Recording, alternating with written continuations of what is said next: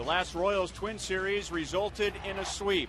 Alex Gordon used his glove in Game 1, his bat in Game 2, after a strong pitching performance from Sean O'Sullivan. And in the final game, it was Jeff Francoeur leading the way. And when it was all said and done, the Royals outscored Minnesota by 17 runs. A new series begins tonight on Fox Sports Kansas City.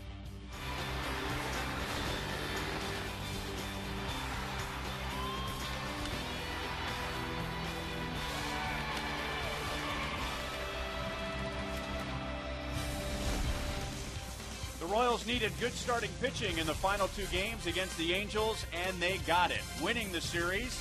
And now the long homestand continues with a four-game series against the Minnesota Twins. Hi, everyone. Welcome back to Kauffman Stadium. I'm Ryan Lefevre with Royals Hall of Famer Frank White. And one of the Royals' bright spots this year, if not their brightest spot, has been a young bullpen with rookies Nate Adcock, Aaron Crow, Lewis Coleman, Tim Collins, Everett Tiefert.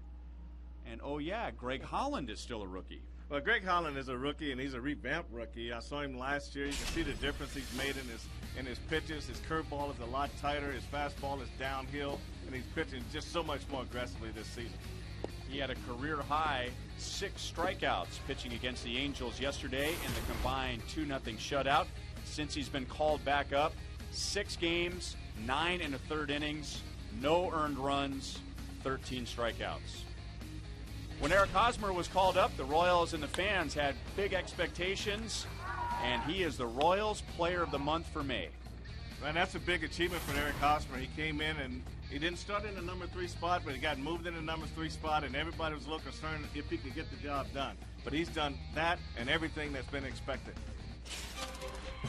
So the Player of the Month, mostly because of his bat, but don't forget about his glove with Gold Glove caliber defense at first base. We'll talk more about the Royals and the Twins when we come back.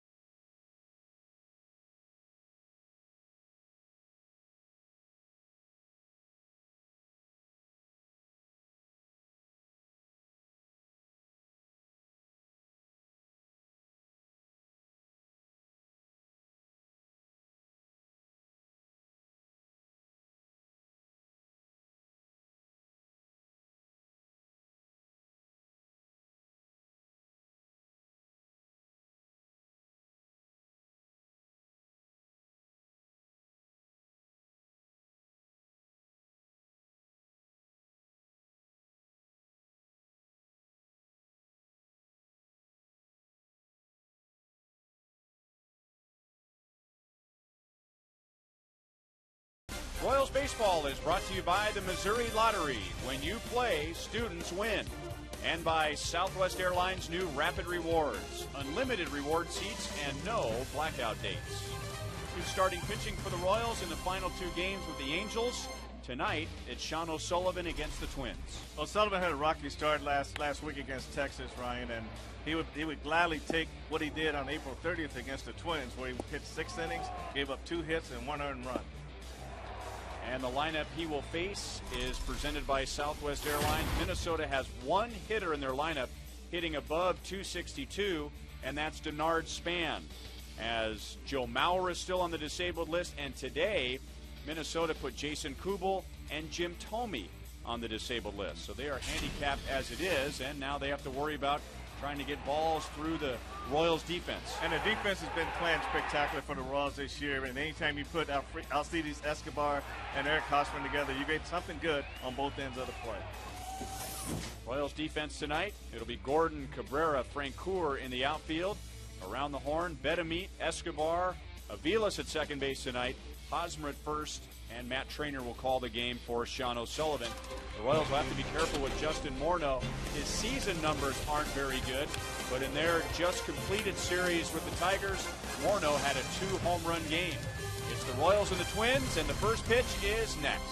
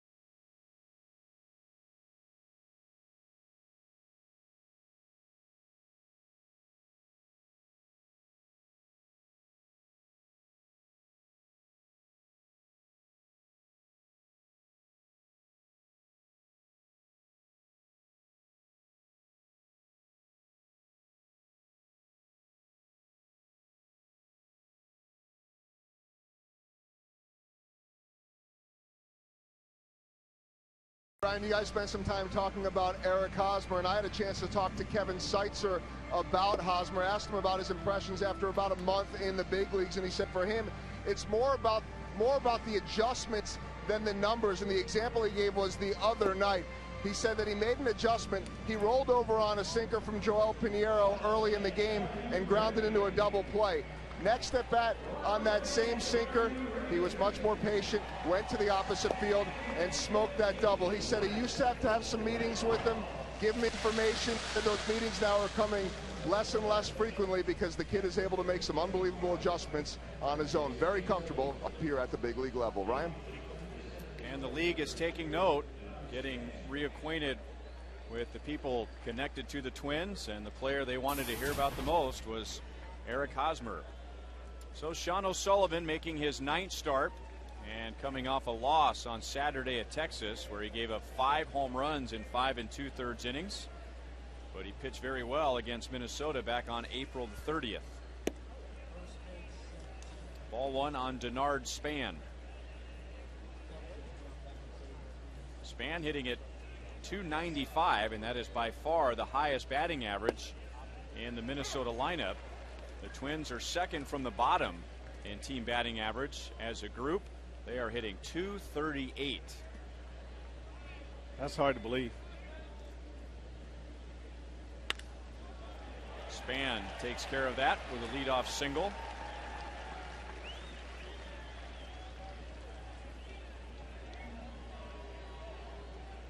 Another comfortable day at the ballpark, and we had great weather during the Angels series, and now 83 degrees at first pitch tonight, which was right on time at 7:10.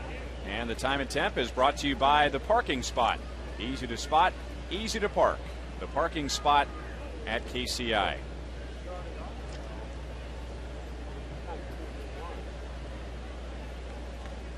Normally we would say you have to be careful with Denard Span, and he is a threat to run, but he has 4 stolen bases. Certainly a number where you would have a double take this late in the season. Thrown out once, and Minnesota is 12th in the American League in stolen bases. Well, usually an active team, you think that you're not scoring runs, you utilize the speed that you do have. If not, you do a lot of hitting and running. But for Denard Span to be up that number at this point in the season, you would look at that in a lot of amazement. 26 stolen bases last year, 23 the year before that. High and inside to AT KCA. KCA really frustrated his manager in yesterday's game. And if you didn't hear the quote, go ahead and look it up. KCA tried to bunt with 2 strikes late in the game in Detroit, fouled it off and struck out. 2-0. I think George Brett would find that quote interesting.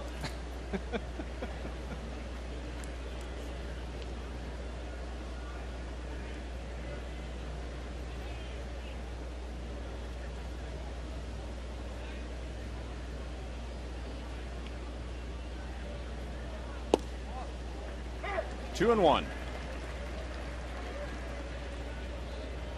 Minnesota was just swept at Detroit. It was the 6th time this year they have been swept in a series. They arrived with a 4-game losing streak. They have lost 10 of their last 12. And here we are, just barely into the second third of the season, and Ron Gardenhire's team is 20 games below 500. I don't think anyone ever would have seen that coming. When you look at the Twins, you're looking at a total breakdown everywhere in the starting pitching, in the bullpen, the offense, defense, everything that they used to stand for, and on the perfection side, on the fundamental side, is just broken down. Second from the bottom in team batting average, the very bottom in runs scored, third from the bottom in home runs. They have the highest ERA in the American League, and they're in the bottom third in the league in walks allowed. That's a shocking stat. Span runs, and it is ball 4. For whatever reason, Sean O'Sullivan has difficulty throwing strikes when he faces Minnesota. He pitched very well on April the 30th. He ended up with a no decision, and the Royals won that game 11-2. He only gave up 2 hits in 6 innings, 1 earned run, but he walked 7 in that start. In his last 12 innings against Minnesota before tonight, he has walked 13. Strike one on Justin Morneau. Well, you look at 59 strikes and 45 of those are balls. I mean, that ratio should be better than that. But just mainly commanding your fastball, just commanding it down. But he's been pretty much up high and in the strike zone, and that's why he's having so many problems. And again, Morneau chases a ball in the dirt. No balls, 2 strikes.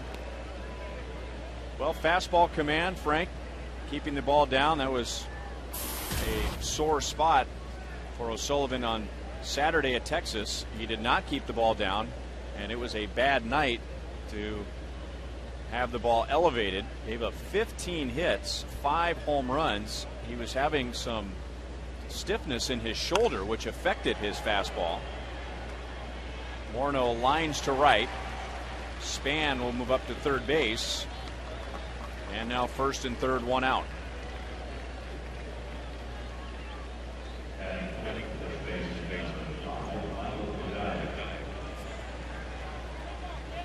Span played that perfectly. The ball's hit.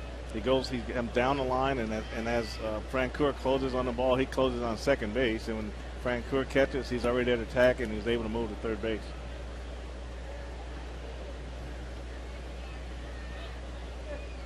And that brings up Michael Kadire.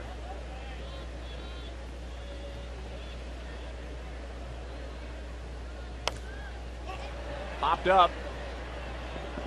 Hosmer to the Royals dugout, and it's 2 rows back. This is the 3rd series between the Royals and the Twins. When the Royals arrived in Minnesota in mid-April, Michael Kadire was hitting 107. And then Minnesota was here for a 3-game series a little over a month ago. He was batting .235, and now he's up to .262. And of course, the later you get into the season, the more difficult it is to add on points like that to the batting average. What you want to try to do now is you just want to try to drive in runs. If you can get the production side up, that'll make that low batting average look a lot better. No balls, 2 strikes.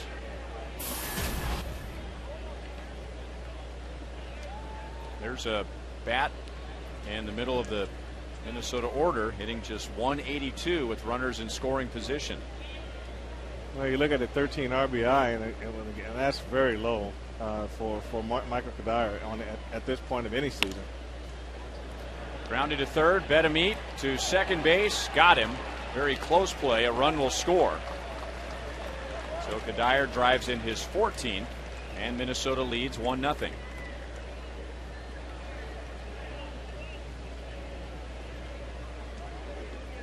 Watch his ground ball. Wilson lets his ball get really too deep in his body, and he's still on his heels when he makes his throw.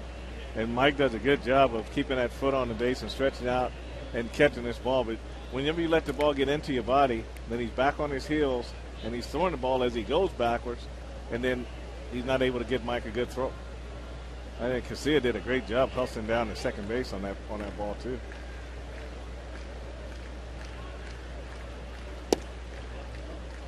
Breaking ball misses to Danny Valencia, a .232 hitter, but at the moment he has a 7-game hitting streak.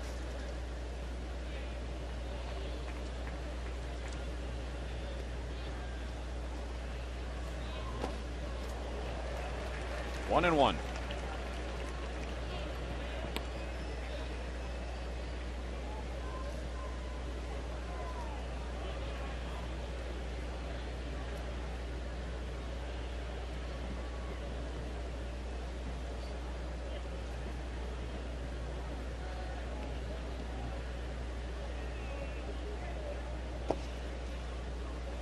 Two balls, 1 strike. Minnesota Twins have Joe Mauer on the disabled list. Today they placed Jim Thome and Jason Kubel on the disabled list. Kubel's the best thing Ron Gardenhire has going at the moment. They have Joe Nathan on the disabled list. They have Francisco Liriano on the disabled list. 2 balls, 2 strikes. Delman Young has been on the DL. Their opening day second baseman, Tsuyoshi Nishioka broke his leg very early in the season. Kevin Slowey is starting pitcher. Glenn Perkins, who had been pitching well out of the bullpen, they are on the disabled list. Other than that, things have gone swimmingly for the Twins. That spells one word: struggle. And that's what the Twins have been doing. They just can't seem to get the right mix of guys back in the lineup at the right time.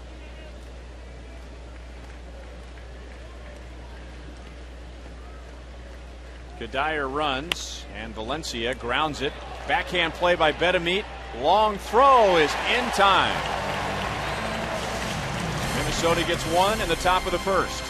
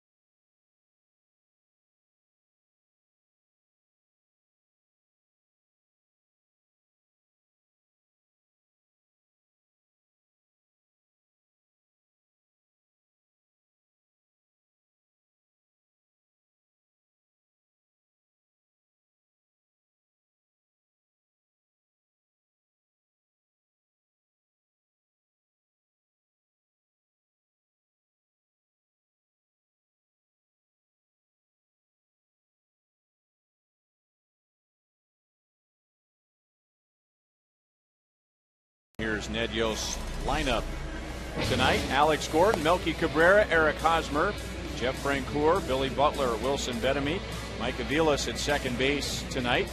Matt Trainer behind the plate, and Alcides Escobar. And for the first time, the Royals will see right-hander Anthony Swarzak. He's looking for his first win, Ryan. He'll be featuring a fastball, throws both the 2- and 4-seamer. He also has a hard curveball and changeup. And he is coming off an excellent start. Almost threw a no-hitter against the Angels on Saturday. And it wasn't until one out in the 8th inning that the Angels got their first hit. Peter Borges with a double. And that was the only hit that Swarzak gave up in 8 innings. The Twins won that game in 10.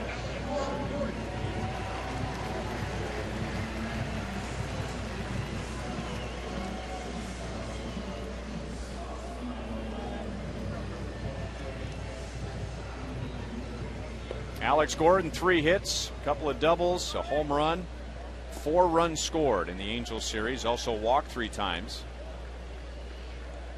So he continues to thrive as the Royals leadoff hitter.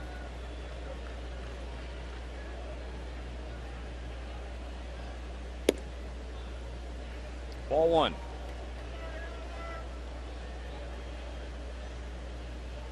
Swarzak is out of the Minnesota farm system. Twins took him in the 2nd round in 2004.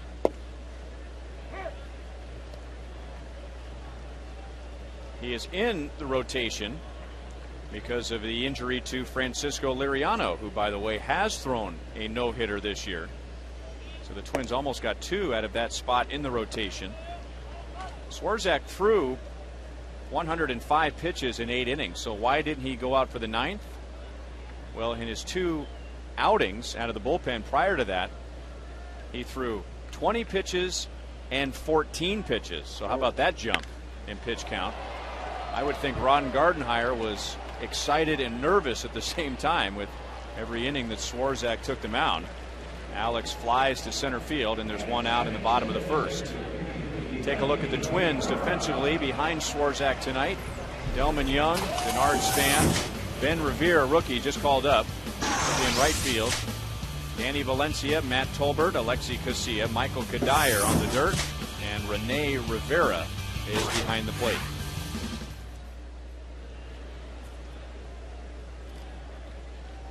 Swarzak, 25 years old. He is out of Fort Lauderdale, Florida.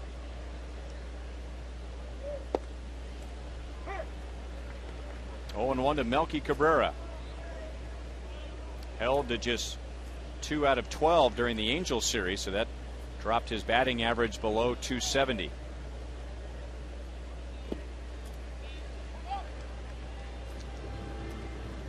You're giving us a little scouting report, Frank, on Swarzak, and talking to Kevin Seitzer during batting practice today. Said the Royals should have pretty much the same approach as they did for Tyler Chatwood yesterday against the Angels. Very similar. That ball was hit very hard, but run down by Span, and there are 2 away. Well, Swarzak looks like a guy that wants to get ahead with the fastball, and when you see pitchers like that, especially when it's in the middle of the plate, and you watch these first 2 batters, it's been up a little bit, then you can attack the fastball. This curveball is pretty good. So just want to get that fastball, and then in Seitz's words, you want to ambush him early on the fastball, and then worry about it late as you go later. But just get a good jump and try to get ahead. And now strike 2. Eric Hosmer, the Royals Player of the Month for May.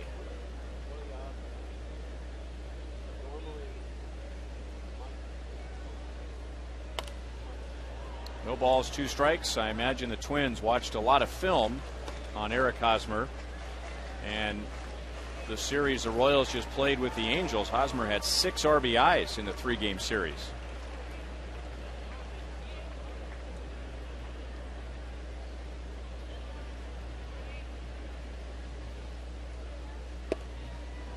Thought about it, but able to check his swing. Corey Blazer is the third base umpire. Thing about Hosmer in the Angels series too is that he was hitting the ball all over the field. There really wasn't one part of the field that the Angels could defend. I really do like the fact that he did expand that part of his game. When he first came up, it was second base over to the right field line, but then he started getting the line drives up the middle, hard ground balls up the middle, and then he went all the way back to left center field with a lot of drive on the ball. It just wasn't skied out there. It just had a lot of zip on it, and it went all the way to the wall. And I think that's where Eric Hosmer's at his best.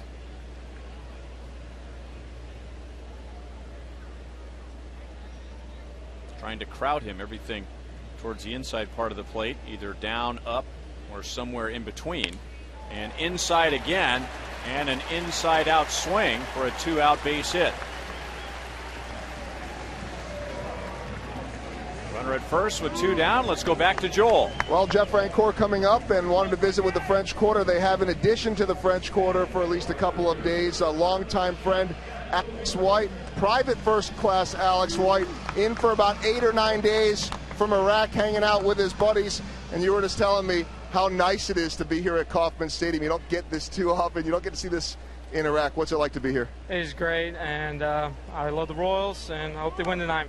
All right, not only did he come home on May 26th, and maybe, and unfortunately, a day late, but the good news, too, is that on May 25th, something very important happened in your life. Tell us about it. It was great. I had a newborn son named Gabriel Ray White, and he's the greatest thing ever happened to me.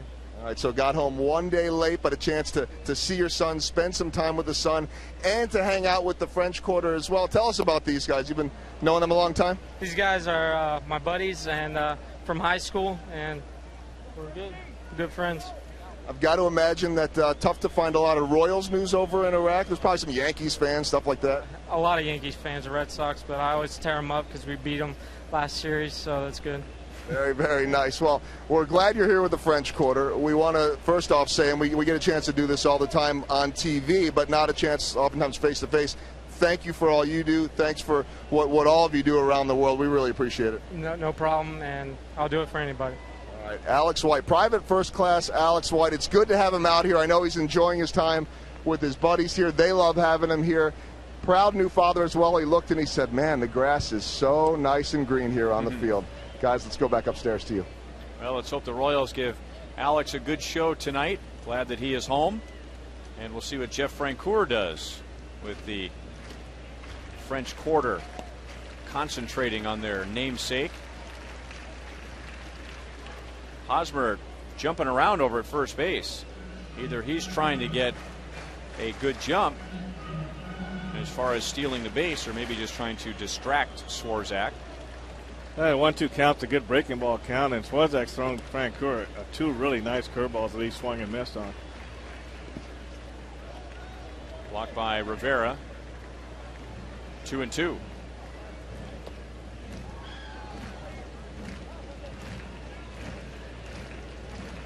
Francoeur with 3 RBIs in the Angels series. A couple of sacrifice flies. Like everybody else in the lineup tonight, trying to get a long look at Anthony Swarzak. Got to the big leagues with Minnesota in 2009, but he did not face the Royals and did not advance beyond AAA last year. Hosmer again moving around over at first, and Francoeur golfs it into left center field. That will go to the wall. Here comes Hosmer around third base.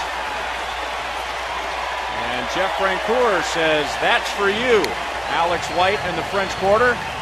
And the Royals tie the game at 1 in the first inning.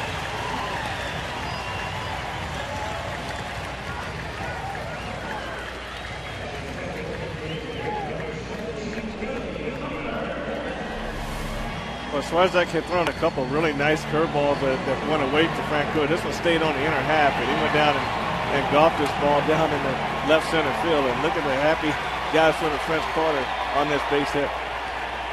And Hosmer stands right on top of home plate. That's a pop-up slide right there. 33 RBIs, 14 doubles. Royals come right back and tie the game, and now here's yesterday's hero, Billy Butler. Now, I have to be honest, we learned quite a bit about another part of Kauffman Stadium, new Kauffman Stadium, what is on the other side of the railing in the outfield. The fans immediately knew it was a home run. The umpires thought it hit the padding and stayed in. Joel and Monty were out there earlier today, and having never been out there and sat in those seats, not aware that there's quite a bit of room in between the railing and then a second railing on the right. So that ball maybe hit the concrete or part of the steel railing and came right back. But the umpire saw what we saw. The ball did appear to disappear behind the padded railing. And it was nice to hear what Ned Yost reported in his conversation with third base umpire Fielding Colbreth, that Fielding Colbreth said, quote, "Let's get it right." Gathered the umpires together. They got it right. And the Royals end up winning the game. You know, the second railing is pretty good because it keeps the fans from reaching out over the ballpark and messing with a potential home run ball. So there's enough distance there for the ball to get over the wall and not be a problem with the fan interference. And I'll be honest with you, I was completely unaware of that second railing. I figured that fans were close enough out there that they could reach over the padding, but they can't. 3 balls, 1 strike. Billy with 3 RBIs overall in the Angels series after driving in only 2 during the last road trip. Swung the bat well, but Royals just didn't put many runners on for him.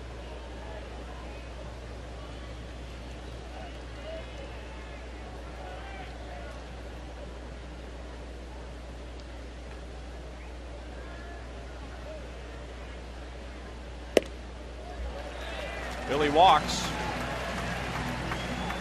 So 2 on with 2 out, a run home. And Swarzak has given up more runs and hits in 2/3 of an inning tonight than he did in 8 innings against the Angels on Saturday. Well, he's really having a hard time with his fastball command. He just can't seem to get it down. The breaking ball, he did repeat it on 2 pitches to Francoeur, but on the third one he left it inner half down and gave up a double. So just repeating pitches and command of fastball is what I see so far that's giving him trouble.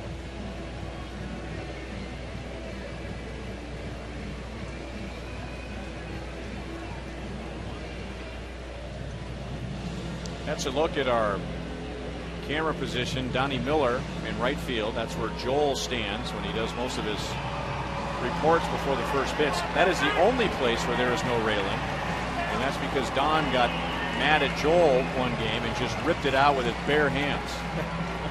And you notice, that's right, Don, you notice that Joel and Don are buddies, but there's always going to be a safe distance between the two.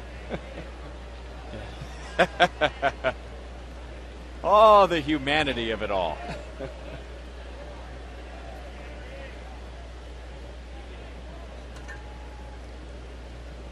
So 2 on for Wilson Betemeet. He takes ball 1. Betemeet is hitting .306, but .400 with runners in scoring position. So that's a .400 hitter at the plate, with Francoeur at second and Butler at first.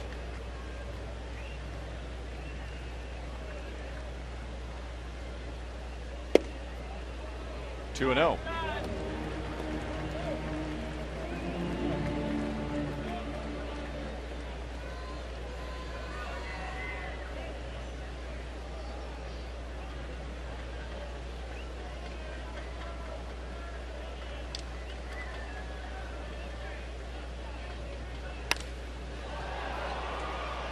Into left field.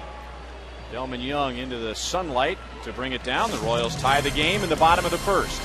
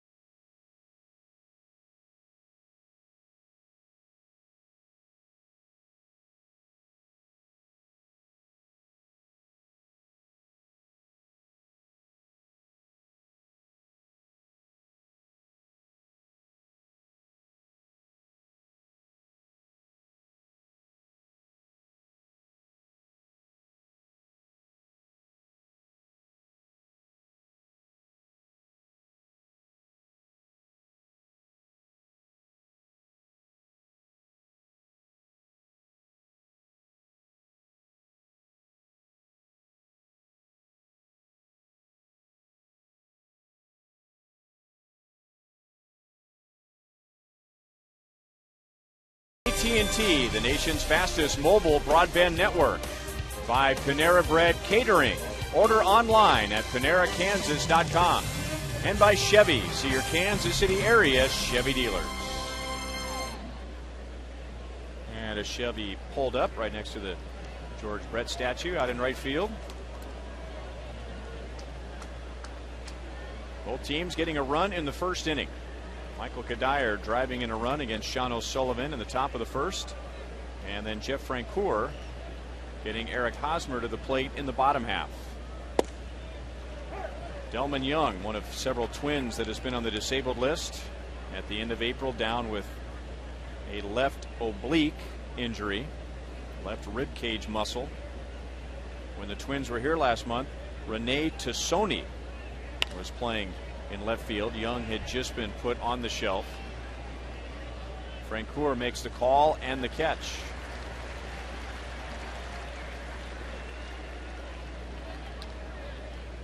In fact, I remember when the Twins were here, it was almost exactly a month ago, and they were finishing up a 9-17 April and trying to get his guys rallied for a new month. Ron Gardenhire had a team meeting and said, guys, we're 0-0 now. April is done. Let's begin this new month with clear minds, fresh perspective. And Twins players were saying at the time that it was a great speech. It was a speech that needed to be made. But the Royals swept the Twins in 3 games.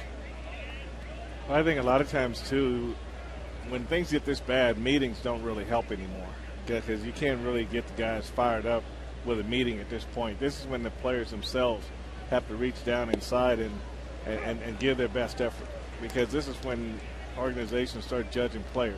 Who's going to come to the game ready to play every day? Who's going to seize the opportunity to play and just change some people's minds? So it's all up to the players from here on out. 3 balls, 1 strike on Ben Revere. Just called up with Thome and Kubel going on the disabled list. And he will walk with 1 out. That's O'Sullivan's second walk. And we'll bring up Rene Rivera.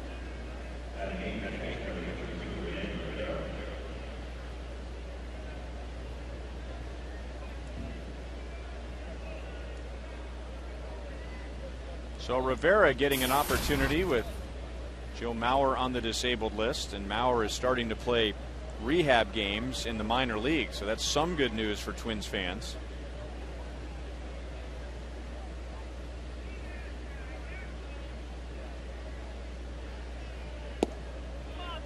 Once a big prospect in the Mariners organization, Rene Rivera, drafted in the 2nd round out of Puerto Rico in 2001. And before this year, he had played in a little over 50 games spread out over 3 seasons at the big league level with the Mariners.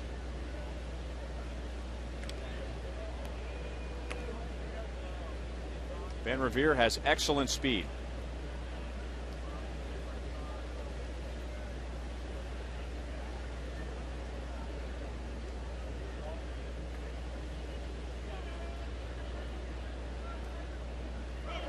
Running, and the throw is not in time.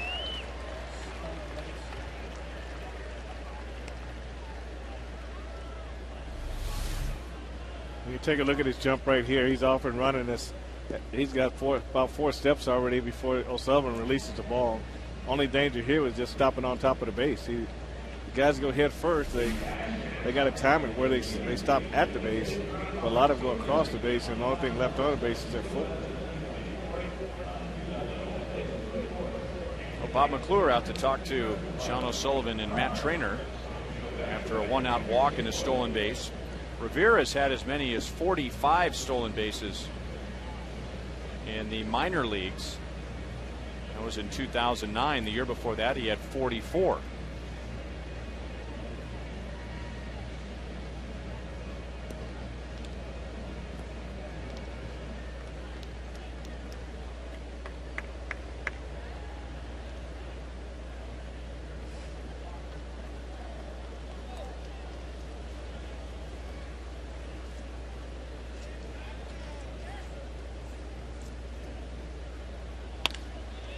Up the middle, Escobar is there to get Rivera, and Revere goes to 3rd.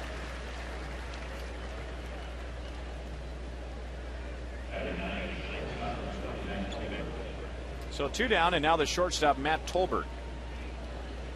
Another part of the Twins team that has been affected by injuries. Minnesota was going to open the year with Alexi Casilla at short. Tsuyoshi Nishioka at second base, but early in the season, Nick Swisher with a hard slide at second base broke Nishioka's leg. So Tolbert, as a result, has gotten a lot of playing time. Tolbert was hit by a pitch, so that means Revere has to go back to 3rd. And Tolbert down to 1st.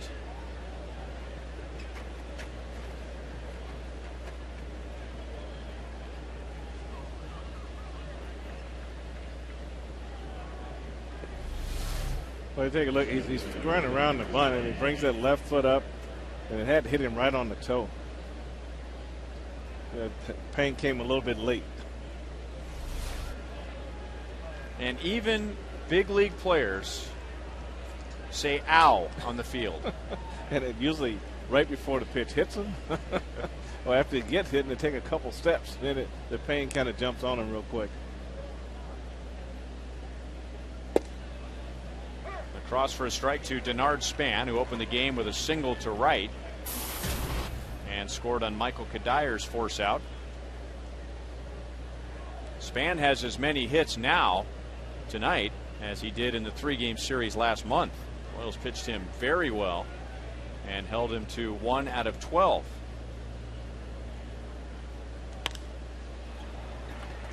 Into left center field.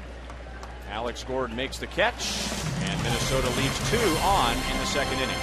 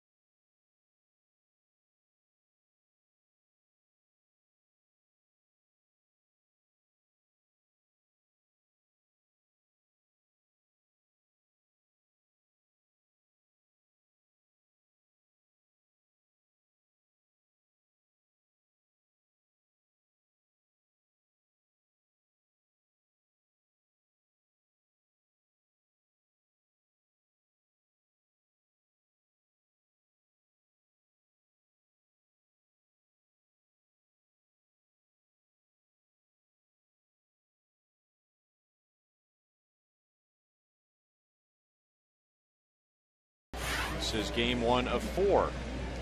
Tonight's You Call It question presented by Sprint. What will be the headline when the month of June comes to an end? Will it be Hosmer the hit machine, as he was in May, Butler the basher, Crow the closer, or Escobar's excellent D? Text 432-432, keyword Royals, A, B, C, or D. Well, you look at those. You look at A, B, and C. Hosmer's going to continue to get a lot of press because of how he's playing. Billy's he's going to hit, but I think with the big change at the closer spot with Sawyer going down and not knowing when he's going to bounce back, I think the early returns in June is going to go toward Aaron Crow and how he does in the closer role.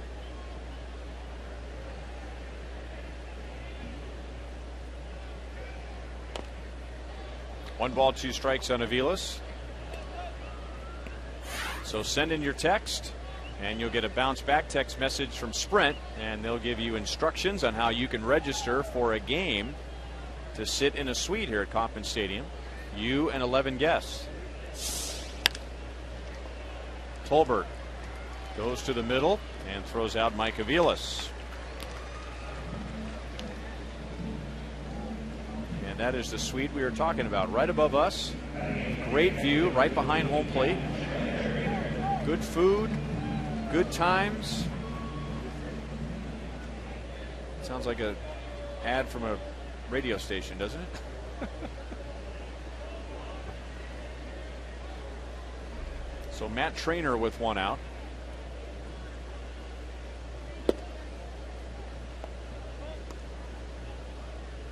Trainer 1 out of 5 in the Angels series, batting at .212. With 2 outs and nobody on in the first inning, Hosmer singled, Francoeur doubled him home, then Butler walked. Swarzak got out of the inning, retiring Wilson Betemit. Good fastball over the outside, 1-1.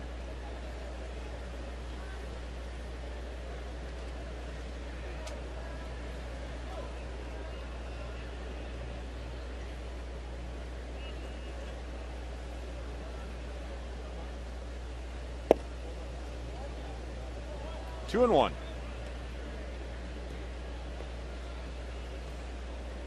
So the Royals are 2-1 on this homestand so far, their longest homestand of the year. Minnesota for 4, Toronto for 4 coming up. Trainer hits it hard to center. Span glides back and makes the play and then runs onto the warning track. 2 down in the second inning. Fox Sports Kansas City and the Royals invite all Mizzou fans to join us Saturday for Mizzou Night here at Kauffman Stadium. Special pregame activities. You'll meet some of the current student athletes. Go to Royals.com/Mizzou for more information. Presented by the TV home of the Big 12, Fox Sports Kansas City. Alcides Escobar, a great series on defense, but he was hitless against the Angels, 0 for 10. But he did have an impact with the bat. And remember in game 2, that ground ball back to Joel Pinheiro, which could have been an inning-ending double play. Pinheiro threw it into center field. That was with Escobar batting, and the Royals ended up scoring 5 in that inning. 2 hops to Valencia, and that's the inning. A much shorter second inning for Anthony Swarzak.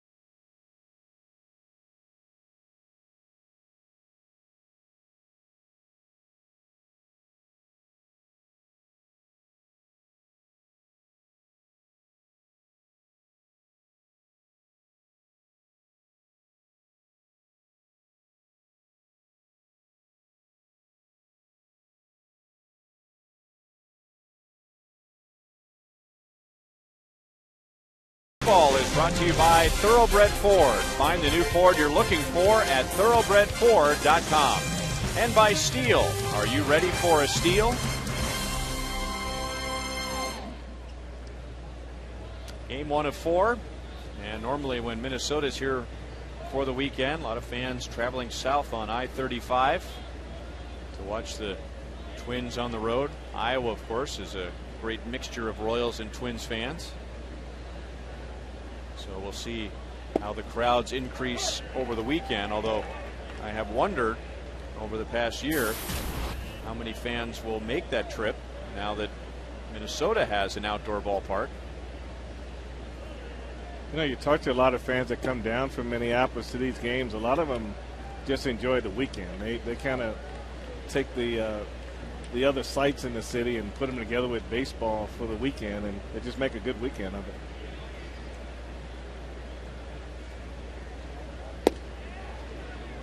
Two balls and 1 strike on KCA, who looked like he wouldn't have minded if that ball got his right knee. He would have had to hit it. Sounds like a good idea in theory. However, knees, ankles, elbows, wrists. Trainer grabs it quickly, but in foul territory, 2-2. Tomorrow night is Buck Night and Fireworks Friday, so come on out, a 7:10 game. You can purchase hot dogs, small Pepsi products, and peanuts for just $1 each. And then after the game, a great fireworks show presented by Hy-Vee and Pepsi. 7:10 tomorrow, 6:10 Saturday, 1:10 on Sunday. Danny Duffy will pitch for the Royals, so if you haven't seen him in person yet, come on out. Carl Pavano for Minnesota.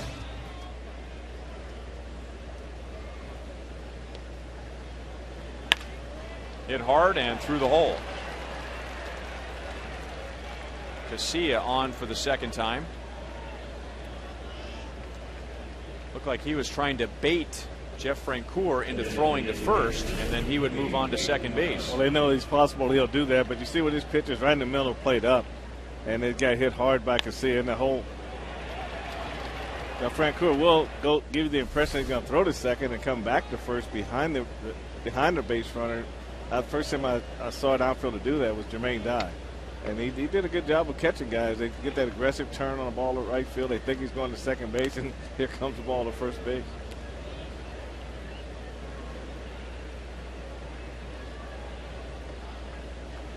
KCA has stolen 5 bases this year. And now strike to Justin Morneau, the best that I ever saw. And when I was in college, times we'd see the Twins play, but Dan Gladden on the left side of your screen, former Twins outfielder, he was the best at aligning his body as if he was going to throw to one base and getting the batter runner to think he could take an extra base and then throwing in a different direction. Just past Mike Aviles on a broken bat base hit, and KCA will go first to third. Justin Morneau is 1 for 2.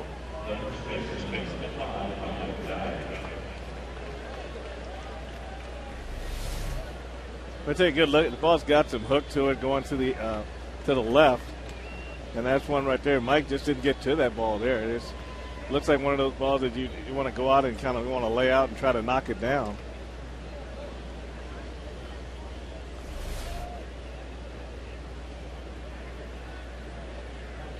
And now Michael Kadire, who drove in a run with a ground out, a force out in the first inning.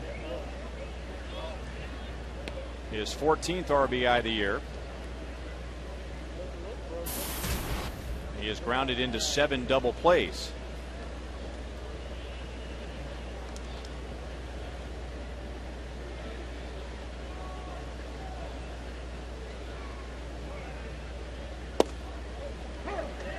One and one. That was a curveball that Sean O'Sullivan got in there, but I think he wanted that ball on the outside, but look where it stayed, right on the inner half. And now those balls get hit pretty hard, and that's what we call when a breaking ball backs up rather than going to the outside part of the plate. It backs up into the hitter. And if it's up, you can jam a hitter with it, but if it stays down, it's got a chance to go a long way. That is over the bag and down into the corner. So KCA will score. Morneau goes first to third, and behind him with a double and his second RBI tonight is Kadire, and Minnesota leads 2-1.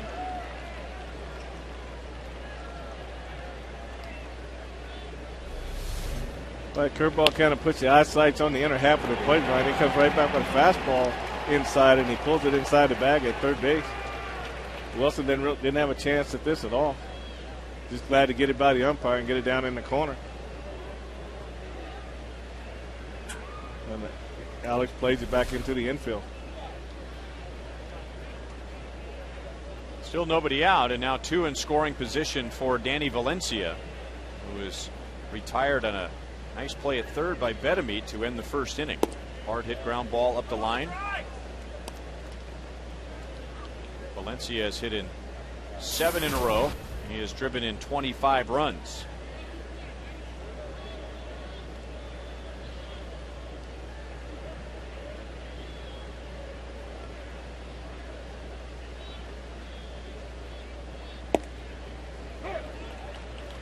One and one. Valencia out of the University of Miami. Drafted by the Twins in the 19th round, a teammate of Ryan Braun at Miami. 2 balls, 1 strike, and I should clarify, not the former Royal Ryan Braun, the pitcher. I'm talking about the outfielder for the Milwaukee Brewers, Ryan Braun, who played for Ned Yost in Milwaukee. And not Steve Braun, who I played with here in Kansas City. Played with the Twins for a little bit.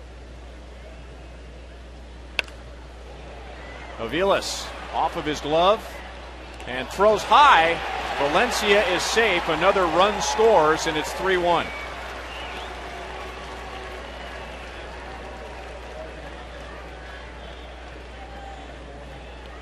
It is an RBI for Valencia, but Aviles is going to be charged with an error. Well, that play right there, Ronnie, should have backhanded that ball and not try to move that ball to his right leg with his glove in that position. You see where the glove position is right there. If you can't get that ball in the center of your body going that direction, you've got to backhand the ball. It makes it a lot easier to play for you. And once he picks the ball up, now he's got to make sure he takes his time and make a good throw to first base.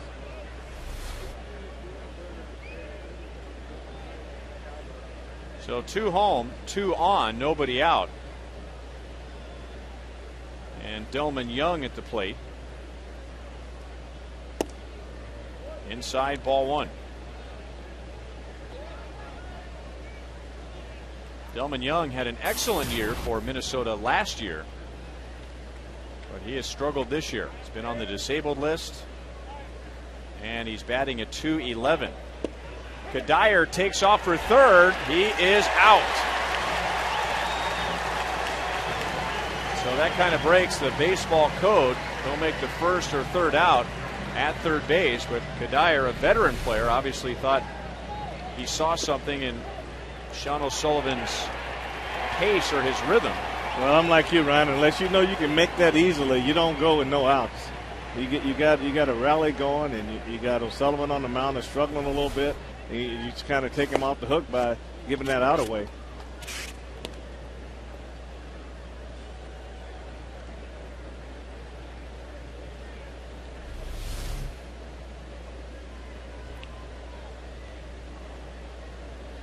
Very close.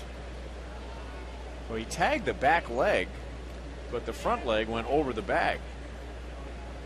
Well, the front leg really is the one that should stay on the bag. You don't want that bent leg to really hit the base. And now that's a big play as Young singles to left. So Delman Young is 1 for 2. Minnesota has 5 hits. He had in a couple of walks and a hit batter. And that's 8 base runners in the first 3 innings.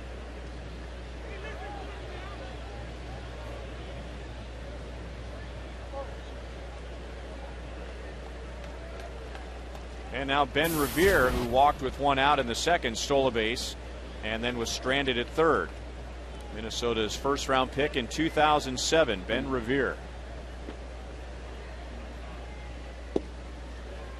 He has been compared to a couple of Hall of Fame players, which can be cruel for a young guy just getting his big league career going. But Kirby Puckett is one of them, a guy smaller in stature, good speed, and Kirby was more of a speed guy than a power guy early in his career. And another one that comes up, and this might have more to do with what side of the plate he hits and his actions at the plate, but Joe Morgan, he's got that little back arm pump as the pitches come in. Wow, those 2 tough comparisons right there.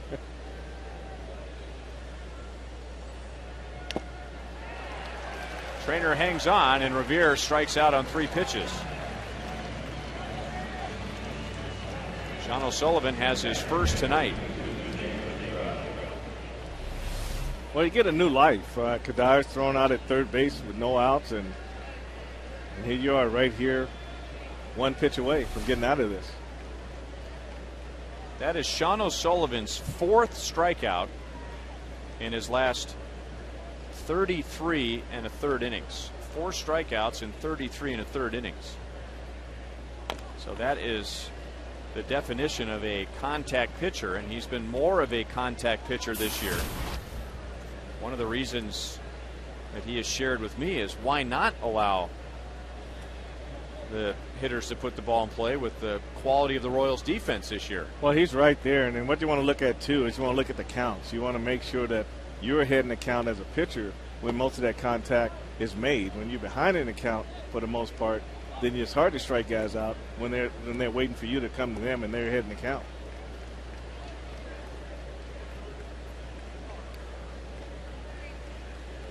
Rene Rivera grounded out to shortstop in the second inning. Twins with 2 runs here in the third to take a 2-run lead. Trainer, right before the pitch was thrown, he put his glove down. He wanted that pitch a lot lower than that, but Rivera didn't pull the trigger. 1-2. I think fans get a pretty good idea when catchers do that and how difficult it is sometimes for pitchers to repeat the pitch that the catcher wants. So when hitters hit, they are hitting pitches that really are not what the catcher are calling for. You look where the glove is, you look where the pitch is, and that'll tell you a lot about how hitters hit pitchers' mistakes. Because if they threw the ball exactly where they wanted to every time, hitters wouldn't get many hits at all.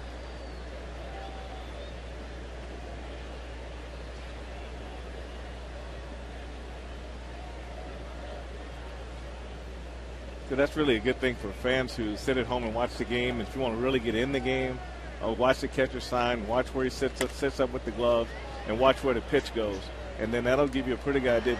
That'll put you right in the game with the catcher and the pitcher all the time. Well, last pitch was another example. Trainer wanted this pitch inside. And now it was fouled away. Great example. Great example. I mean, but this is how at home, if you're watching the game, this will make the game more interesting to you. It'll give you something you can look at and gauge everything by. And that's through the left side. Valencia will be waved home. Alex's throw will be cut off. Minnesota has scored 3, and they lead by 3.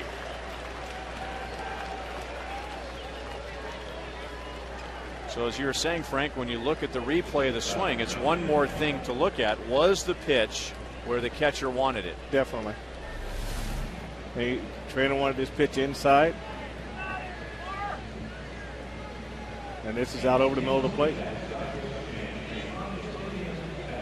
That's a big miss right there. I mean, that's why guys are able to continue those long innings where you can't get guys out. If you look for where the catcher wants it, where the pitcher throws it, and that'll give you a pretty idea why it's difficult to get out of innings sometimes. You know, something that O'Sullivan might be fighting tonight, in addition to the Twins. Remember, in that start on Saturday, we learned after the game that he was dealing with a little tendonitis in his biceps or his right shoulder, something he has dealt with in the past and just pitched through. But he made a little bit of a mechanical adjustment between that start and this start, and maybe that mechanical adjustment is throwing off his control. Well, you hope that you can get that worked out in the bullpen before you get out to the mound, but anytime you're on the mound and you work on something in the pen, you got to forget about it, and then on the mound just work on just trying to throw strikes and then go back to the drawing board. So it's kind of hard to be thinking about this mechanic and that mechanic and pitch at the same time. It's difficult to do. That'd be the same with a hitter. If you're working on something, okay, but when you get in that box, you just got to do what comes natural until whatever mechanic you're working on, it would just become part of your routine, part of habit. So this is bonus time for Minnesota. When Revere struck out, that could have been the final out of the inning, if not for the error. And now another base hit to right field. This time it'll be Delman Young coming around third. Francoeur's throw is up the line. The other runners advance, and Minnesota has 4 in the third inning. It is a single for Tolbert, and he goes to second base on the throw home. Just his 4th RBI of the year. Well, out over the plate and really did a good job turning his hands over and pulling his ball in the hole in the right field. Francoeur, the one thing he does wrong here, he misses everybody. He misses Hosmer. Trainer has come up the line, and then the base runner, Tolbert, was able to go into second base. So you keep that throw down. At least you just want to keep that guy at first base and keep your force out in the middle of the field. This is the 9th hitter for Minnesota in the inning, and Denard Span hits a rocket, but he was out in front.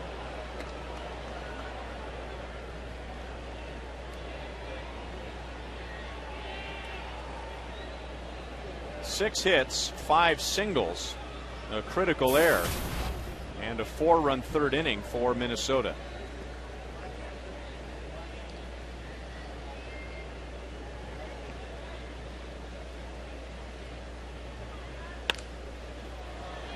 Out in front again, and it is 0-2.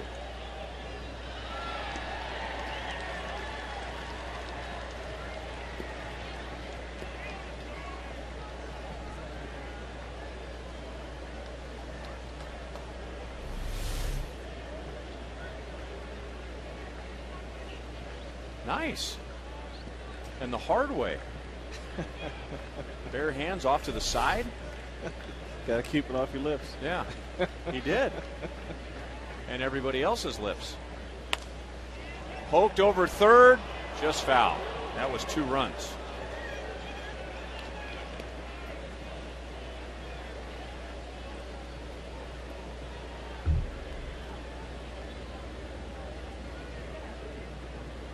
Temperature is not as high as it would be in the middle of the summer, 83, but the humidity is high. So it's already a long inning for Sean O'Sullivan. 30 pitches, 9 hitters, but because of the humidity, it probably feels longer than that.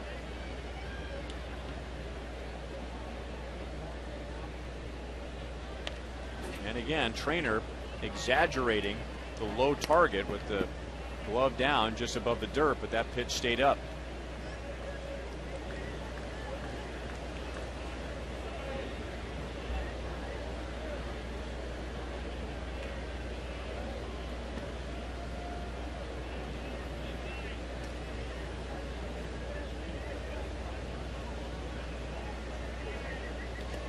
And now it skips away from Trainer. It rolls to the Minnesota dugout. Tolbert with good speed. He thought about it, but he'll hold at third. And that's the 5th run in the inning.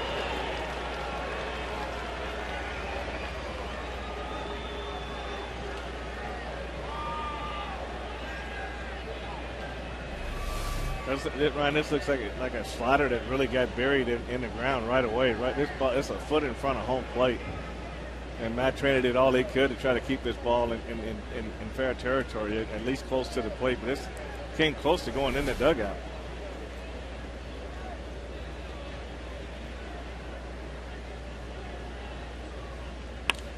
And Span lines it over Escobar.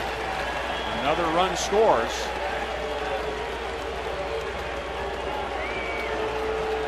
And now the Royals fans are turning on the Royals for a moment.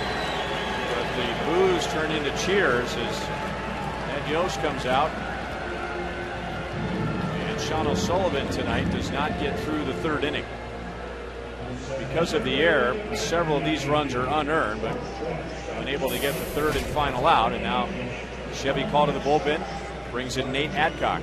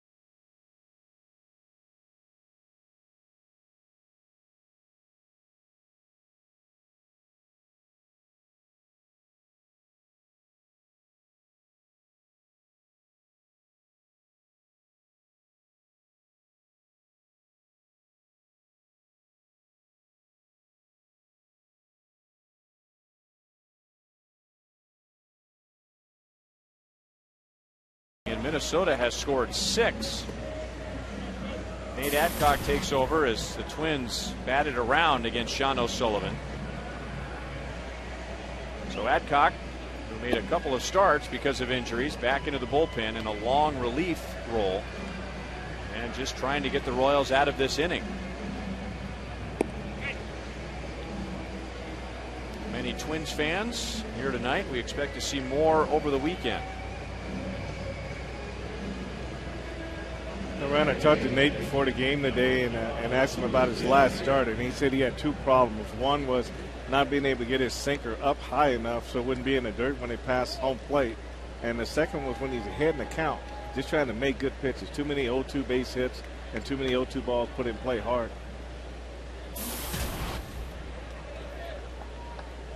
AT KCA started all of this with a single. Ball one outside. Sean O'Sullivan, when he pitched against Minnesota back on April the 30th, ended up with a no decision, even though he gave up just one earned run in 6 innings. That's because the Royals rallied late. And when the game was over, Nate Adcock got his first major league win against the Twins on April the 30th. And when I say the Royals rallied late, I'm talking about 8 runs in the 8th inning. The Twins have jumped on an opportunity in this inning thanks to a Mike Aviles error. Well, in that inning, back on April the 30th, the Royals 6 of their 8 runs thanks to a Justin Morneau error. Remember when he just simply dropped the throw to first base? That kept the inning going. The Royals ended up winning that game 11-2.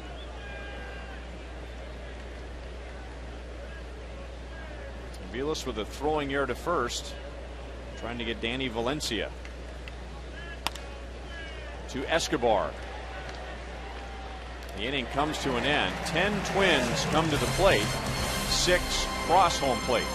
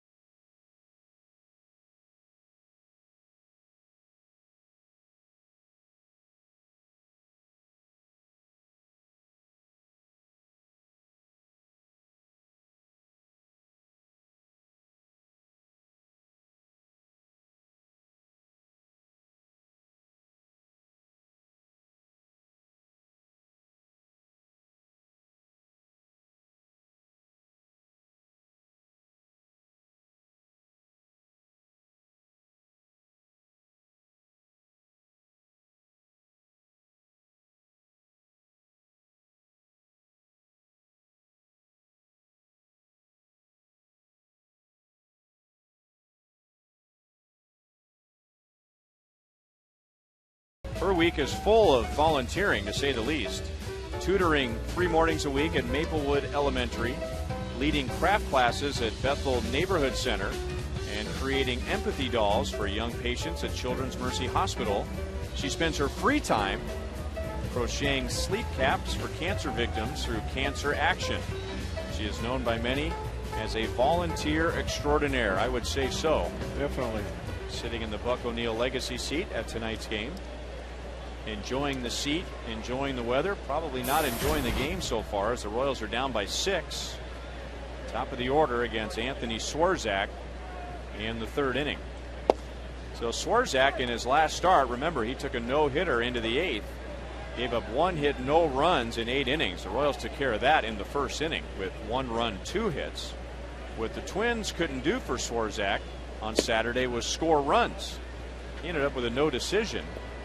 Minnesota won in the 10th. Well, he's got a lot of money to spend here with a 7-1 lead in the 3rd. Alex flied to center first time up, and that is pulled foul off the tarp.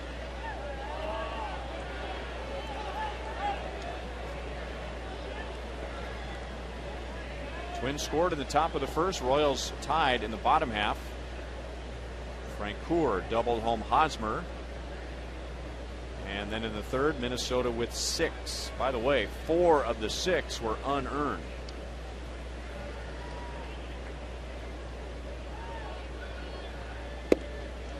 Two and two.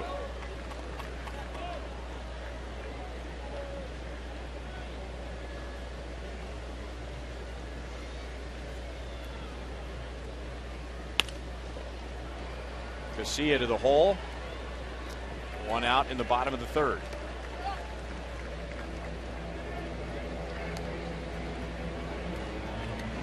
You know, the question comes up from time to time, and especially when the Royals are having a tough year, people will ask, gosh, how do you do it every day? The Royals losing games like they have in the past.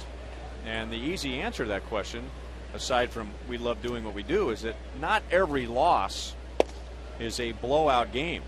And here's Minnesota with the worst record in the major leagues. They're already 20 games below 500. But 5 of their last 6 games have been 1-run games. And the other one was a 2-run game. So a lot of times it just comes down to one play here, one play there, execution late in the game, which Minnesota, they wrote the book on that over the last 9 years. Well, you're right about that. I like the anticipation of it, too. And Melke down into the right field corner. So after lining out his first time up, he will check into second base with a 1-out double.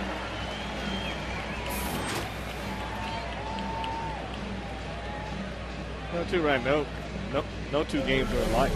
And I like that about it, too. See this fastball inside. Melke did a good job pulling his hands inside. You can see how he gets his hands in quickly and meets that ball right on the nose. Just a nice swing from Cabrera right there. Ball down in the corner. But I think that's what I enjoy about coming to the game every day, is that you just never know what you're going to see. And there's always something good going on, even in the midst when you think something is so awful, but there's always something good that comes out of it. A strike on Hosmer. Singled and scored in the first inning. Our You Call It question provided by Sprint. Who will grab the headlines in June? 48% say it's Hosmer, the hitting machine. 32% agree with Frank. Had a good swing there. No balls, 2 strikes. I think a lot of that too, Ryan, is if you knew exactly when Joakim Sawyer is going to come back, it would make it a little easier to go with Hosmer here. But with the uncertainty of when he's going to bounce back into that closer's role, the longer he's out, the more it's going to be discussed and the more it's going to be talked about.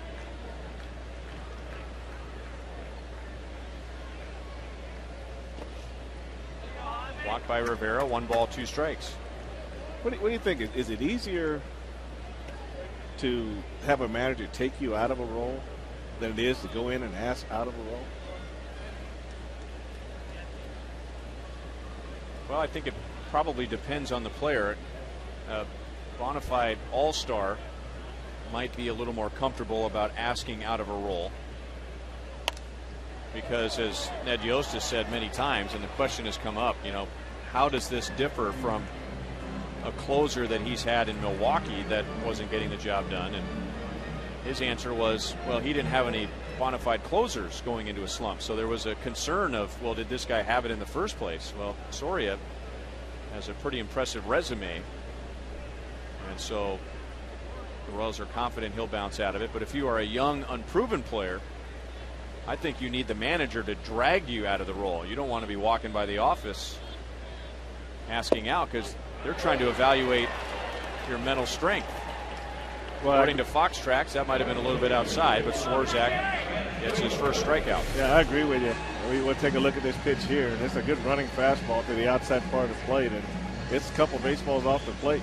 Now, of course, I'm saying that speaking with my 0 days of experience in the major leagues. Oh, but you played professional baseball, though, so and basketball. And not basketball, but baseball. but I mean, that helps. And I think that's just my guess. To me, it would be hard for me to go in there and say I can't do it. You got to get me out of here. That's hard. And what makes it difficult is that you can't go back in there and say I'm ready to go.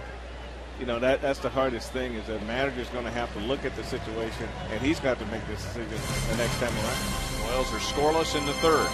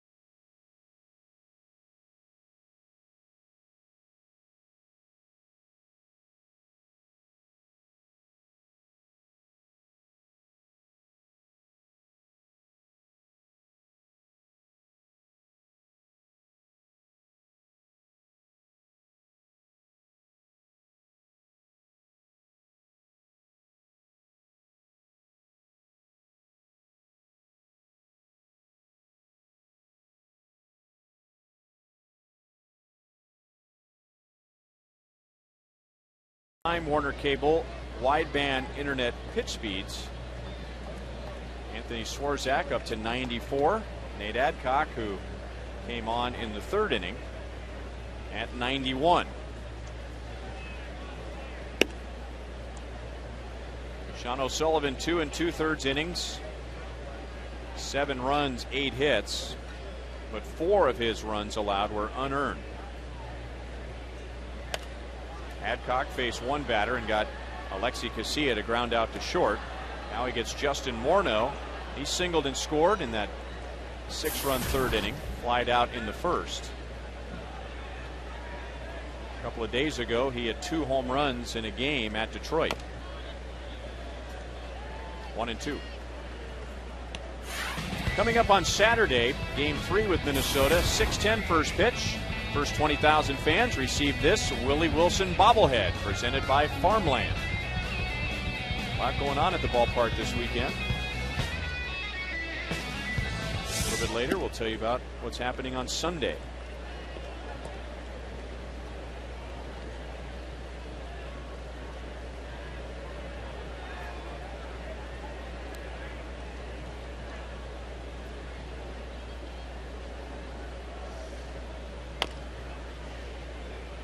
Still 2-2. Over to first base coach Jerry White, longtime first base coach of the Twins, outfield coach.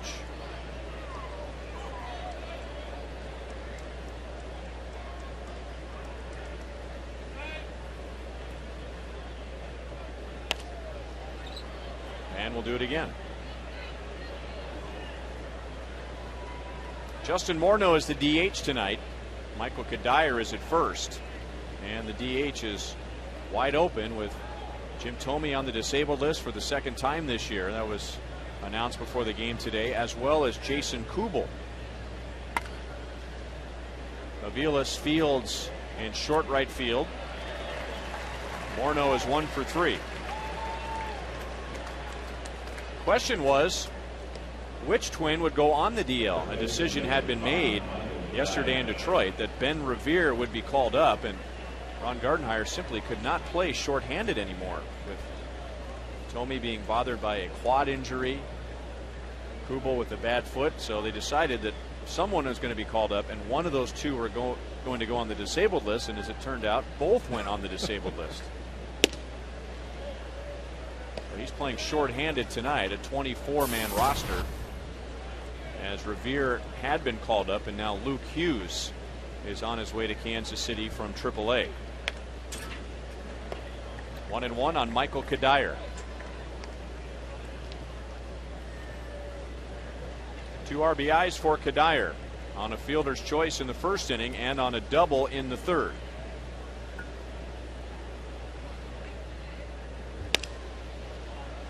Cracked his bat, and Escobar throws him out. 2 down.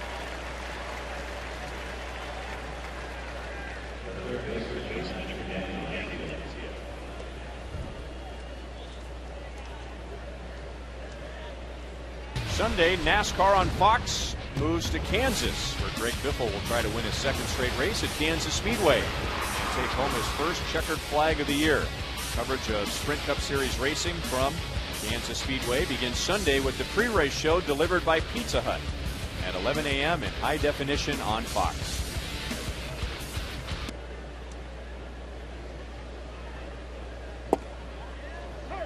Strike on Danny Valencia drove in a run when he reached on Mike Avila's error in the third inning, and the error led to 4 unearned runs.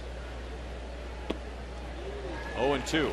Oh, nice slider by Nate right there. Right? That's something you don't get to see much, is a slider, mainly a sinker, and not a bad pitch at all.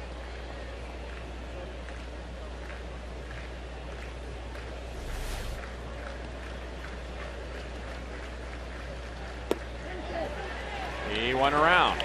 So Adcock has phase 4 retired for.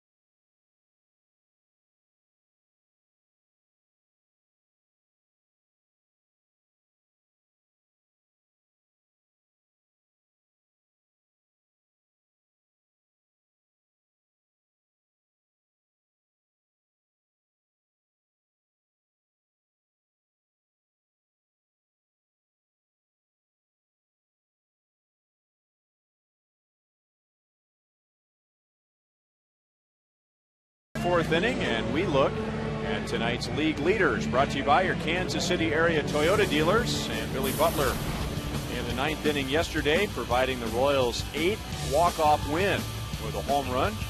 Still the most in the major leagues. One more than the Giants, and 2 more than the Blue Jays and the Astros. Royals have 15 come from behind wins. They have 4 wins this year where they were down going into the 8th inning, and then the 8 walk-off wins. So don't leave early. If it's close, they'll definitely make it exciting. Hit hard right center. Revere, who has center fielder speed, he closes in on it in a hurry. Billy is 0 for 1. Tonight is another carsoup.com email the booth night. Go to carsoup.com/Royals. Once you're there, CarSoup asks for your zip code. Fill in your zip code. You'll be sent to a different page where you can submit your question. Joel Goldberg is on the other end.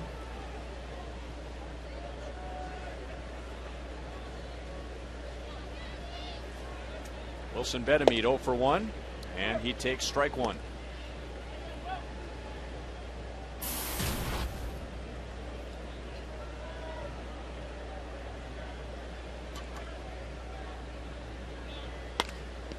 Swarzak deflects it to Valencia, and his throw is late.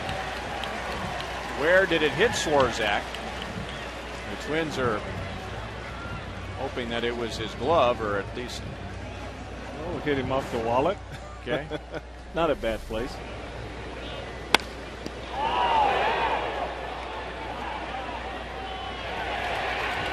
Sounded like his glove, but it wasn't. Ooh, no, I thought that sounded like it hit something solid, and it did. It looked like it got him on the tailbone. I'd say that's not a good place to get hit. I was hit there once. It just paralyzes everything. Remember Ron Davis, the closer for the Twins, sidearm guy? Oh, man. Talking about being paralyzed for a minute. Take you down to your knees? Both of them. All 2 of them? All 2.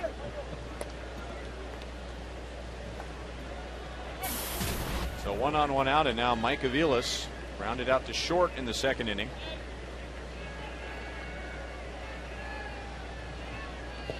So far, it has been a bad night for Aviles against the Twins, committing an error that led to 4 unearned runs in the 3rd. But it's been a good season for Aviles against Minnesota. He had 6 RBIs in the Royals' sweep here against the Twins last month, and he has 10 RBIs altogether against the Twins this year.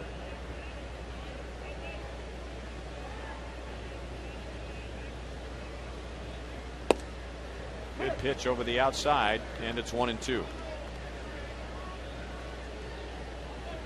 That's a pretty tough pitch for Aviles right there. That breaking ball right on the outside corner. He opens up a little bit, so the ball pretty much had to stay middle to middle end, and it could be up or down for him to have any chance of just really squaring the ball up.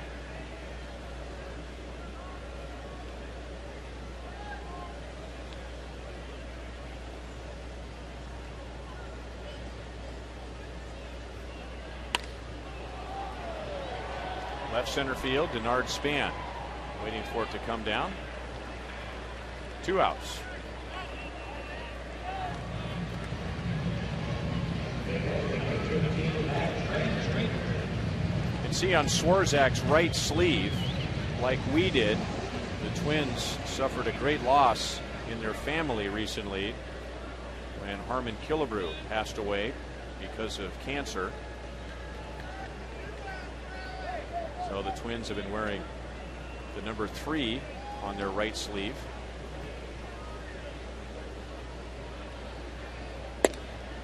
Ball 1 to Matt Trainer. Harmon Killebrew finished his career here in Kansas City. Yes, he did. It was just fun to be a part of his. Just a teammate of his altogether was just outstanding.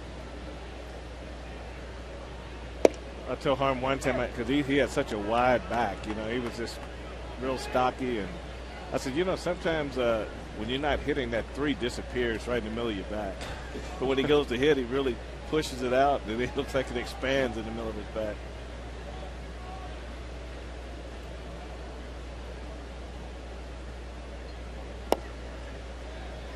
As the story goes, it is Harmon Killebreau's likeness on the Major League Baseball logo. It sure looks like it to me.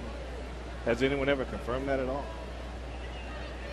Well, that's the way I always thought the story went, but then I thought I remember reading a story where somebody said no, it just looked like Harmon Killebreau, but I like the version that says that was Harmon Killebreau. I do too.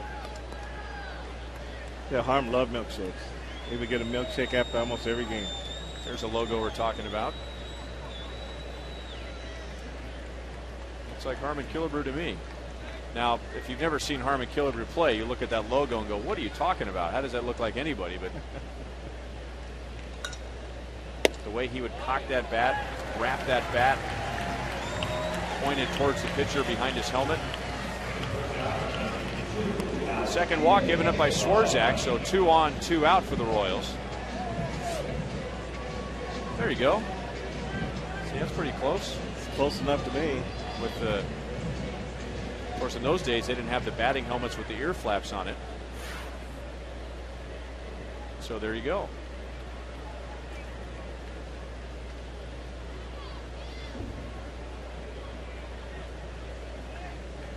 See, and there's the number 3, so that confirms it right there.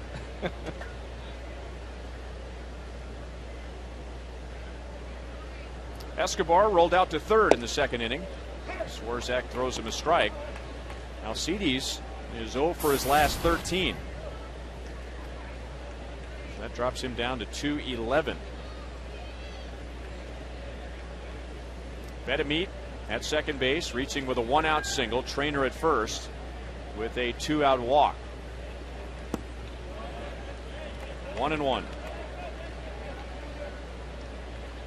I talked to Alcides before the game. I asked him how he felt. He said he feels great. He said he just can't understand why he's fouling off so many pitches. He said he gets good pitches to hit down the middle, but for some reason he fouls them off, and he's been working with Kevin Seitzer, and just can't understand what he's doing to keep it from really squaring the ball up and putting it in play, putting it in play hard on a regular basis. A swing like that one too. I mean, that's right on the inner edge of the strike zone, and he got around on it. He hit it hard. He has the bat speed. It's not like they're knocking the bat out of his hands. Well, a lot of times it just about maybe your swing just got a little length to it, or you see the pitch and you're trying to hit it too hard, and that pulls your eyes off of it a little bit. So it's just a small thing that he needs to find out what's going on with his swing. But he does fall off a lot of pitches. He doesn't swing and miss a lot of pitches unless it's down and away on the slider. Pulled to third, and running to the bag is Valencia for the force. Royals are scoreless in the fourth and are down by 6.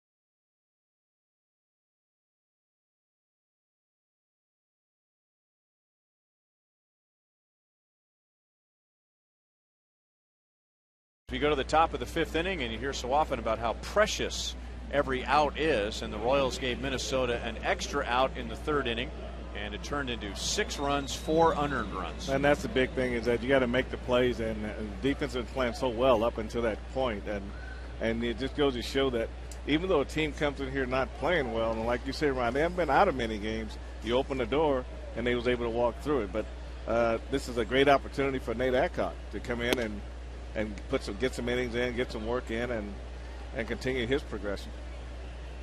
Well, he's faced 4, retired 4, 3 ground ball outs. That's his game when he's on.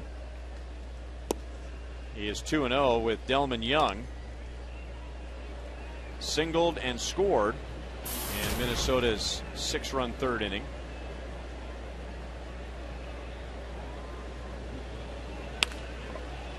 Left side, Escobar. Double clutch, low throw, but picked by Hosmer. Looked like he didn't get the grip he wanted right away, but there wasn't much of a hesitation.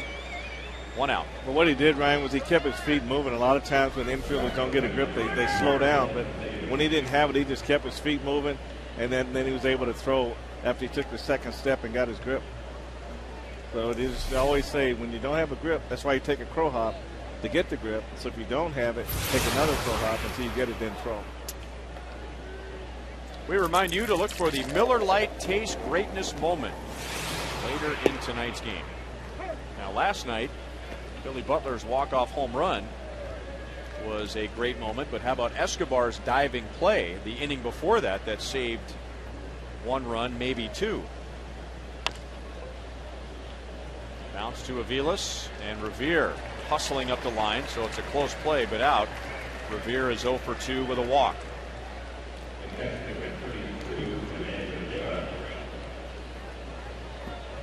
Well, it's good to see young guys when they come to the big leagues, and you playing on a team that's 20 games under 500, so you've got to hustle, because that road back to AAA is real short if you come up here and don't hustle.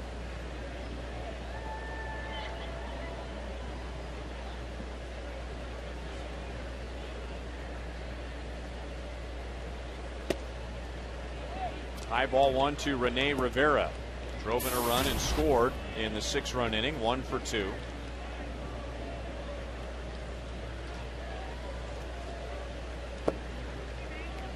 Two balls, no strikes. Joe Mauer has been on the disabled list now for over a month and a half. Originally because of leg weakness, as in both legs. He had a viral infection. He was hospitalized. He lost 15 pounds, and now, since he's been on the disabled list with that, it has been disclosed that he's had some problems with his shoulder. 3-1. You look at Joe Mauer, and as great as he's been over the years, and he finally gets that big contract, and he would probably say, well, why now? After I worked so hard to get the contract, now I get it, and everything starts to go the other way. Not just for him, but the entire team. And when you have a contract signed like that, both parties want it to be a good contract. They want the player to play and play well, and the organization feel good about, saying, okay, it's time to reward you for how great you've been for our ball club, and being from Minneapolis makes it even more special.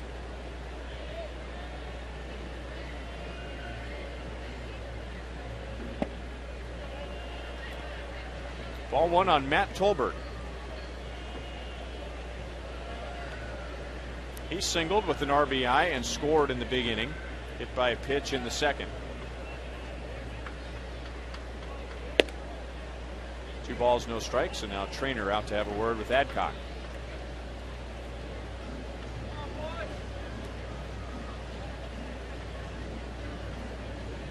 So a one-sided game so far. It's been the other way around in the season series, one-sided in favor of the Royals. The Royals have won 4 out of 5 against Minnesota so far, and outscoring them by 22 runs. They outscored Minnesota by 17 runs in the 3-game series here last month in April. Royals and Twins split 2 games. Ron Gardenhire, last year's American League Manager of the Year. Tolbert drives it to right field. It's a long run for Francoeur, and it hits the bottom of the chain link fence. Rivera will be held at third. Royals do an excellent job of getting the ball back in. So Tolbert just misses a 2-run home run, and after all that, nobody scores. Well, this bad. He wanted to pitch in the middle of the plate, and he got it down and in, and Tolbert really went down and hit this ball. I didn't really think it was hit that well at first, but watching Francoeur go after it, you knew it was going to be somewhere near the wall. And once it comes off the wall, he plays it well and gets it back in toward home plate.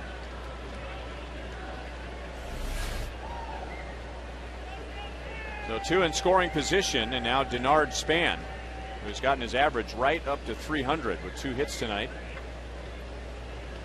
Scored a run in the first inning, drove in a run in the third. Outside, ball 1.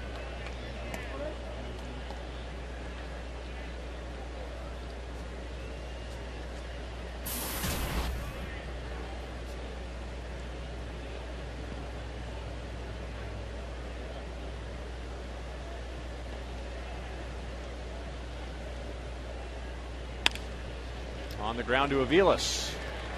So Adcock strands 2 in scoring position to the bottom of the 5th. 7-1 Minnesota.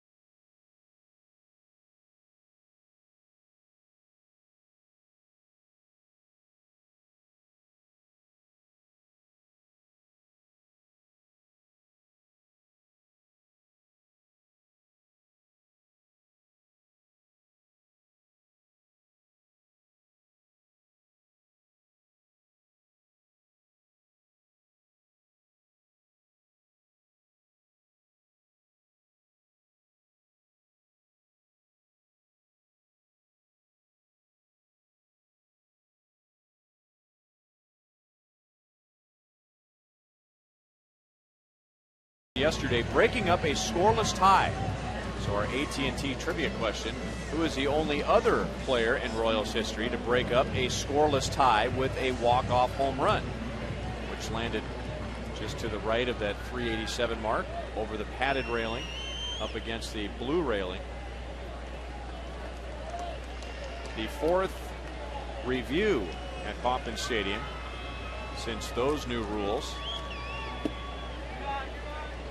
There's a hint, an immediate hint. This former Royal, prior to Billy Butler, was originally a Minnesota Twin.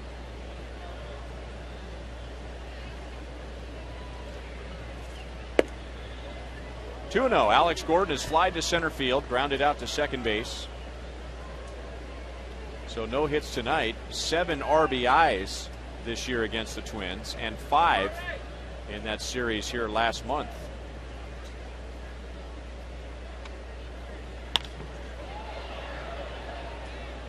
Two and one.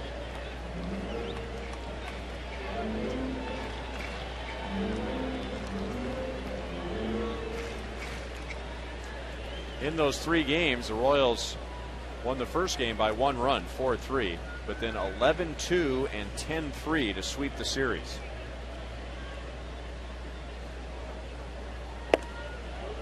2-2. So Anthony Swarzak, after giving up a run in the first inning, now if you combine his last 2 starts, he's given up 1 run in 12 innings. 1 run, 6 hits, make that 5 hits in 12 innings. There's the 6th hit. Leadoff man on for the first time tonight.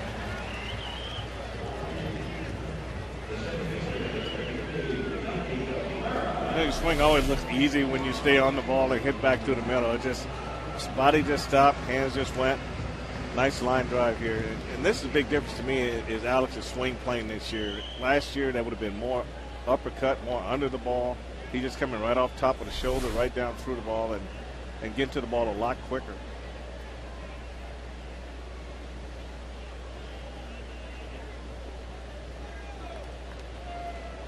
Melky Cabrera has had 2 good swings against Swarzak. Line to span in center field in the first, and then doubled into the right field corner in the third. So Swarzak stays away from him. Ball 1. Coming up on Sunday, the first 8,000 kids will get this pillowcase, brought to you by Fox Sports Kansas City and the Royals. It's a family fun day Sunday, so bring the kids out. So fireworks and Buck Night on Friday, the bobblehead on Saturday, and the kids getting that pillowcase. First 8,000 fans age 14 and under.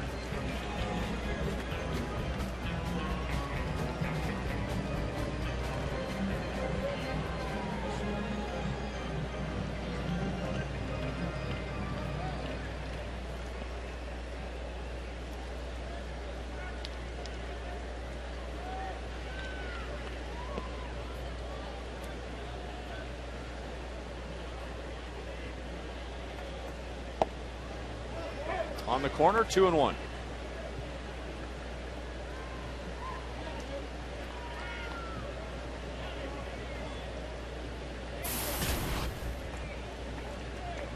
Base hit tonight gets Melky back up above 270 after going 2 out of 12 in the Angels series. He began tonight at 269. Well, that was really the first actual strike that he's gotten in this at bat. He just kept one off the plate, and he was getting it from home plate umpire Mike Winter, so you might as well continue to go out there. To third base, Valencia out at second. Casillas somehow unloads a throw. Pretty hard takeout slide by Alex Gordon. Cabrera's safe. Gordon is out at second base. Well, you want your base runners going in hard here. Now he opens up. And when you open up like that, you can't get off the ground. And when you can't get off the ground, then you're going to get hit by the base runner. He brings that left leg back, and that keeps it from elevating after he throws. And so he's just a dead duck right there for any base runner that wants to be aggressive.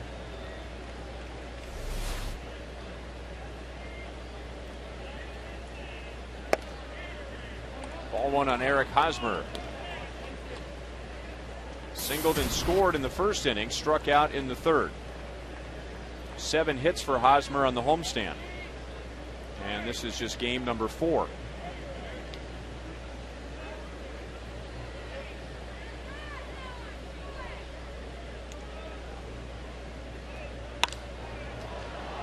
Very high to right field. Into a crosswind tonight. Revere brings it down. So Hosmer 1 for 3. And 2 outs in the 5th inning.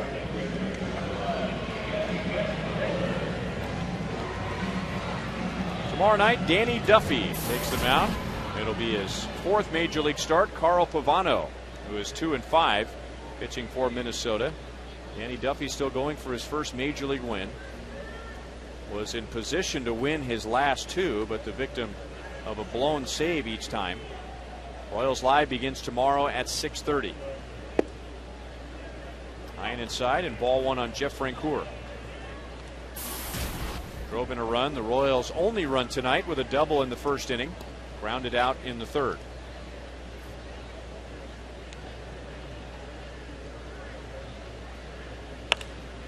Driven up the left field line, fair ball.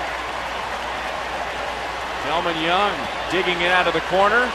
Here comes Melke around third, no throw, and Francoeur has driven in 2.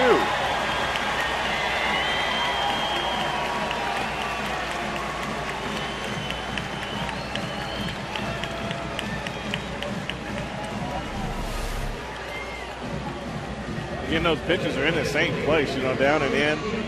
And he comes down off the shoulder, meets that pitch middle in, just pulls it right down in the corner. The nice follow through. Stay back, let his hands do all the work. Ball gets deep in the corner down there, and with Cabrera running, he scores easily on that point. Much to the delight of the French Quarter. 2 doubles, 2 RBIs. So the Royals down by 5. And it's low, ball 1 to Billy Butler. Billy on base with a walk in the first inning. Lined out to right in the 4th. Billy really piling up the walks early this season. That is 33 for him. 7th most in the American League. Line caught by KCA at second base. Second straight line out for Butler. The Royals get 1 in the 5th.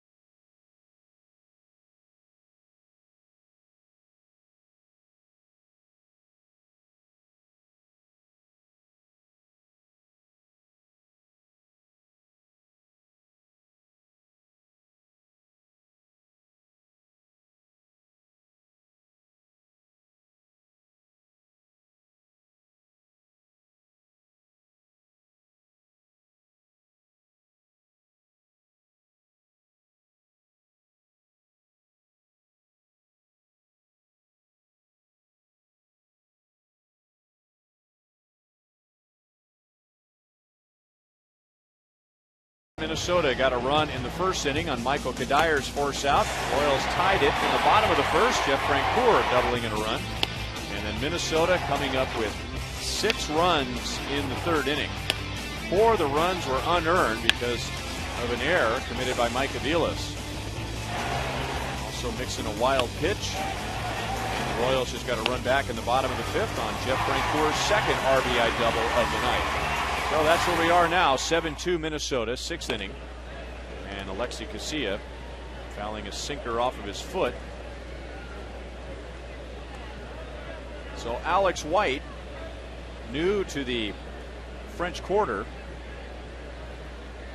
home from serving our country in Iraq for a brief period of time, out here with his buddies. And with that for inspiration, Francoeur has 2 doubles and 2 RBIs. There he is. Just had a little baby boy a few days ago. Got a chance to meet him, hear from him. Joel introducing Alex White, private first class Alex White, earlier in the ball game. And there is the brand new, better maintained French Quarter sign. Much better. Yep. Very professional. I remember the first one you said, why is that sign so wrinkled? Yeah. They were not rolling it up at the end of the game. They were crumpling it up. Well, they listen. And they've got a nice one.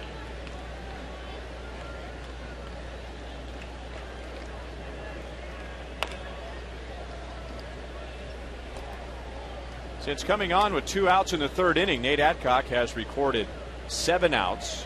6 have been on the ground. The only other out was a strikeout, so the Twins are not elevating him at all. Gave up a walk and a double with 2 outs in the 5th inning. The Twins did not turn that into a run. And that's on the ground. Aviles Fields trying to hit Nate Adcock at first, and he does, ahead of the head-first slide of KCA. The rare and tough to execute 4-1 put out at first. Well, Eric is playing way off first base, and he goes after this ball, and so Mike does a good job of waiting, and then he throws a little bit high and a little bit behind Adcock, but he did a great job of balancing the catch and his footwork at first base.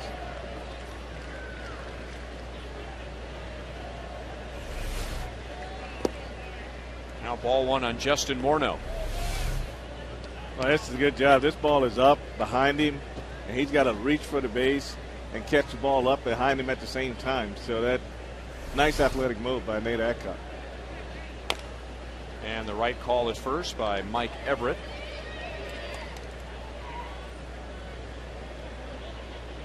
So 7 of the 8 outs on the ground. Morneau 1 out of 3. Single and a run scored in the 3rd. Hit hard. And Mike Aviles, like the rover in a softball game, makes the catch shallow in the outfield. But it's easy to say there's a line drive base hit to right, but all of a sudden Mike comes out of nowhere. Oh, it's not. Line drive to short right field for an out. Oh, if Pena is in his normal spot, that's a base hit. Look how deep he was. Wow. Slow roller. Adcock picks it up, tags out Kadire, and that's the inning.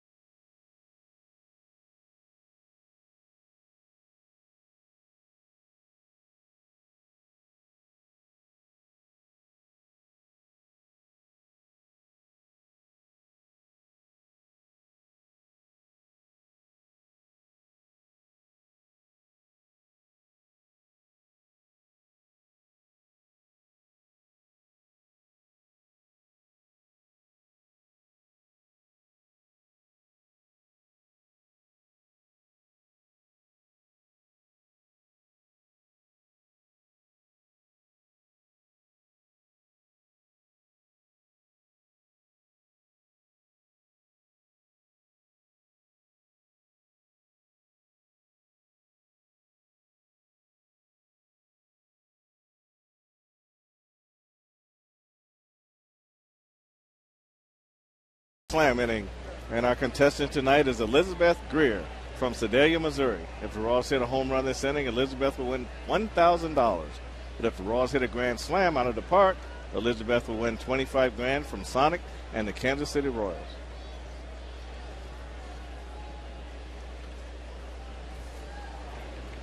Wilson Betamete singled off of Swarzak's tailbone in the 4th inning.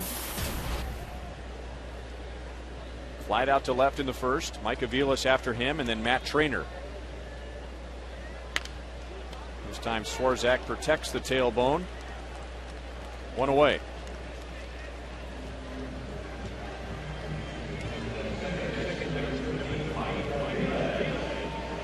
With the Major League Amateur Draft coming up on Monday. FoxSports.com columnist Steve Cameron offers up a 5-point lesson on how the Royals hope to grab more exciting prospects in this year's draft. Check it out at FoxSportsKansasCity.com.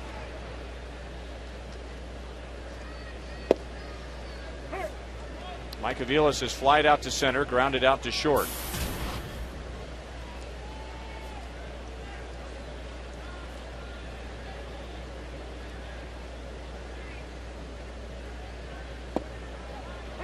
Didn't swing. It's called a strike, 0-2. Yeah, nice location, nice breaking ball.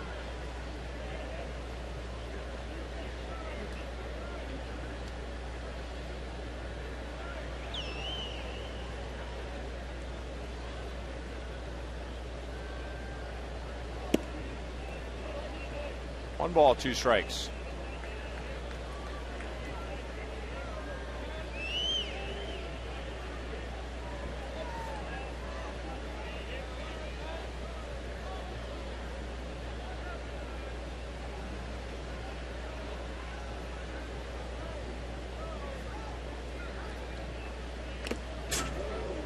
Got a piece of the home plate umpire's mask. Still 1-2. Aviles has committed an error tonight. He has also turned in the defensive play of the game, brought to you by the Home Depot, doing more on defense. This is a play right here where Mike goes hard to his left, kind of tries to lead Nate Adcock. But the big thing about that play right, he cut the ball up. You know, he didn't have to run and try to bend over, so it's a lot easier play. Just nice play on both parts. Bend over there, bend over backward. Well, he had a lot of balls away, a lot of breaking balls away, and he comes up and in. So, Mike are probably going to look for a breaking ball away on his next pitch.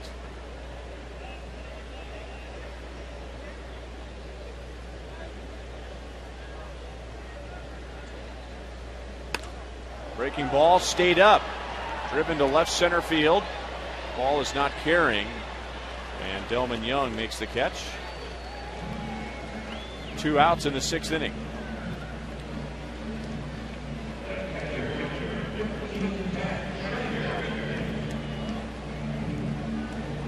And now Matt Trainer, who has walked, and he's flied out to deep center field.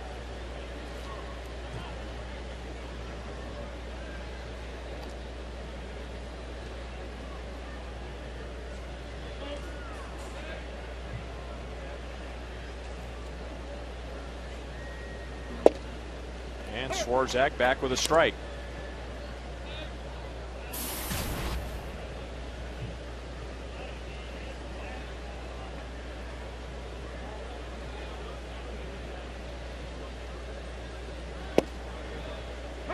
And 2.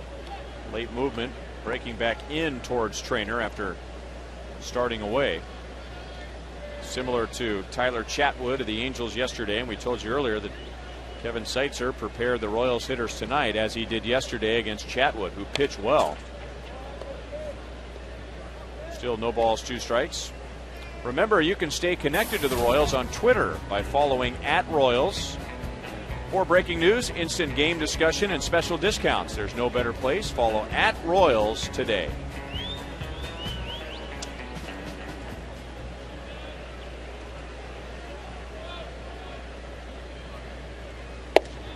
Tied him up. Rivera wanted the pitch in. No swing. 1-2. He's doing a good job of going away, and then he's not afraid to throw the ball inside. He wants his ball in. He doesn't want this to be a strike. And just a little bit higher than what Rivera was looking for, but good effect there. I mean, that's a good pitch. Now he's going to go away, but he's making mistakes when he goes away. He's just leaving the ball in the middle of the plate. So effectively, each pitch means something, but when he goes to execute, he's not executing the pitch after the pitch that he throws for effect. And this pitch here, it's a breaking ball that should go down and away, but it stayed right in the middle of the plate. And so that's back-to-back hitters that he's really effectively pitched inside to set up the pitch away, but he's left both pitches in the middle of the plate. Aviles flied out on his, and Trainer gets a base hit.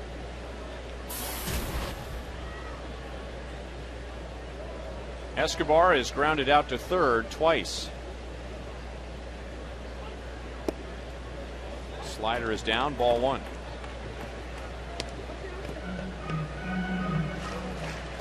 Now we're going to get a visit from pitching coach Rick Anderson. 96 pitches for Swarzak. Tonight's copyrighted telecast is presented by authority of the Kansas City Royals and may not be reproduced or retransmitted in any form. And the accounts and descriptions of this game may not be disseminated without the express written consent of the Kansas City Royals Baseball Corporation. Ryan Lefevre along with Frank White, Joel Goldberg, our producer Kevin Schenk, director Steve Kurtenbach, associate producers Al Broughton, Sam Abramson, and the producer of Royals Live is TJ McGinnis.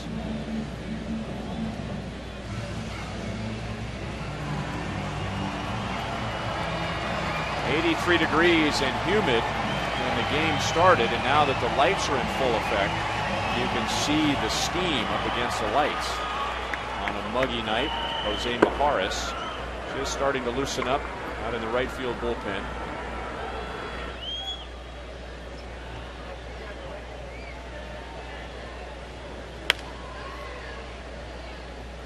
One ball, one strike. Remember, we were telling you that Swarzak in his no-hit bid on Saturday threw 105 pitches in 8 innings, and you say, well, so what? That's pretty good. However, in his 2 appearances before that, he threw 20 pitches and 14 pitches. That's a big jump for him. A lot of teams wouldn't ask a pitcher to throw that many pitches, but he's a guy that he's probably a strong guy. He used to throwing a lot of pitches before that. And then between every inning, you say, how do you feel? Do you want to go back out? And he kept saying, yeah, I want to go back out. So when you're trying to get established, sometimes you have to do things like that. He is 6'4", 210 pounds. Grounded to Kadire. He will go to the bag, and the Royals are down in the 6th inning. 7-2 Minnesota.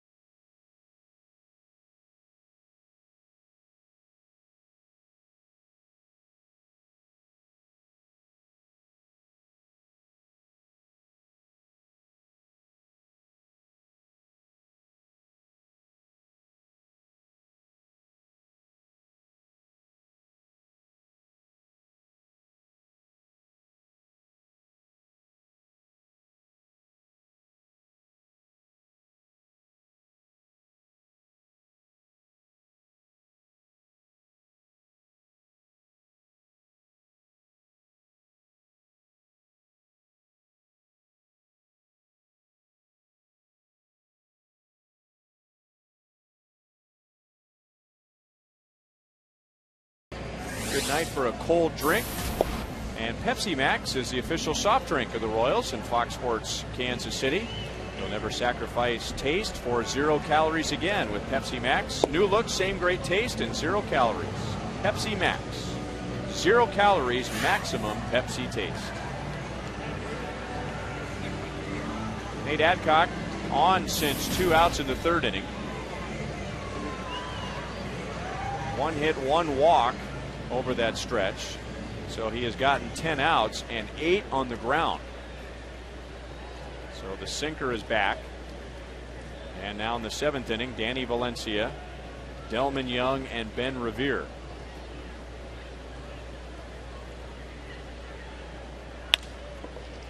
Hold to Escobar. So 9 out of 11 outs have been on the ground for Adcock. Well, fans, the next time you want to catch a Royals game, head to StubHub, where you'll find the seats you want and the freedom to choose where you want to sit. StubHub is the official fan-to-fan ticket marketplace of the Kansas City Royals.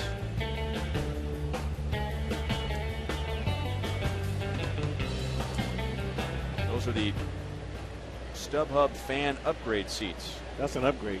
Leather recliners, lower level, close to the concession stands.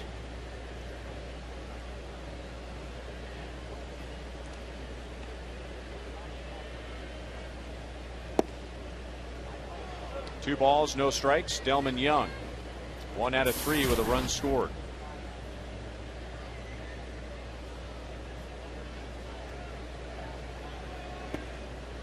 Three and 0.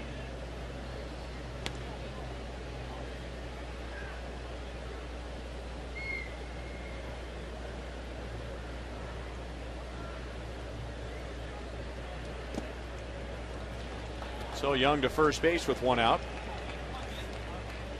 That is Adcock's second walk.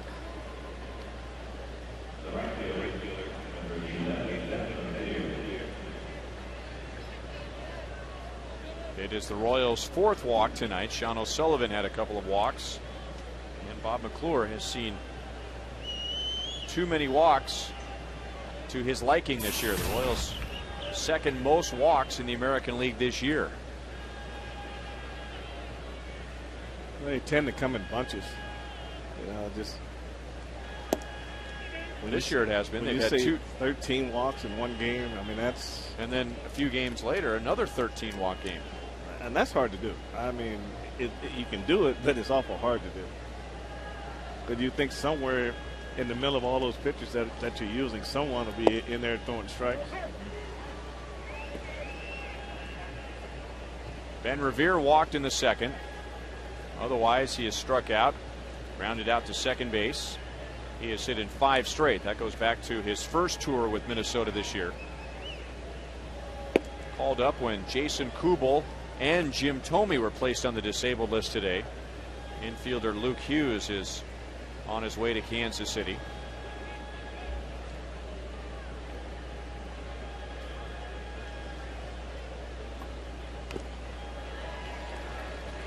Two and 2. Tonight's AT trivia question. Last night, Billy Butler with a walk-off home run to break up a 0-0 game. That was the second time in Royals history that a player has done that. The first was originally a Minnesota Twin to tie into tonight's game. Any thoughts? The only thing I can think of is Jim Eisenreich or... That's into right center field, past Aviles. Delman Young hustling to third. He is going to be waved home, and that caught the Royals off guard. Frank, I don't know if this had anything to do with it, but Steve Little, the third base coach, very subtly waved Delman Young home. He didn't make a big deal about it, and the Royals played it to second base. And that's how Minnesota gets its 8th run of the night. I noticed earlier his stop sign was like the down low too. He doesn't really get high, but Steve Melke's over in the left center field when this ball is hit, and this is a line drive. It almost gets the umpire right there. It goes into right center field. Delman Young just continued to run. Now, if you are receiving the ball from the outfield, you got to look over your shoulder, and you got to know right away where that ball is going to go. So you see him turn here. You see how Mike received that ball. He received it in a backhand fashion where he should have been facing with his back to the right field side, ready to make that throw home. So when you backhand, you have to turn all the way around. You turn it inside, so you're not going to get as much on the throw. See where he catches it right here? Now, his back should have been facing first base. In that position there, when he caught this ball, and he'd been able to be in stride with the throw and be a quicker throw right away. That ball came up and hit Rivera. Rather than do the traditional, windmill, wave the runner home from third with the arm going or the hand going above the head, an exaggerated green light for the runner, Steve Little just kind of kept his right hand by his right hip and just kind of with his index finger out just kind of made little circles. So Yeah, I actually saw him hold a runner up earlier like that, just right above the belt line, hands up like that. So it's just not what you used to seeing.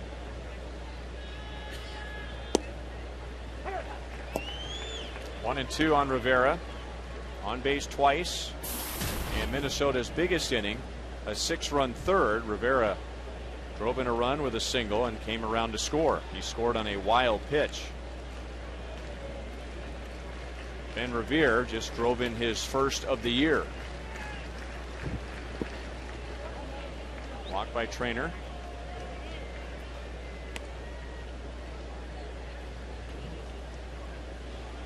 Revere played in 13 games last year with Minnesota and drove in 2, so that was not his first major league RBI.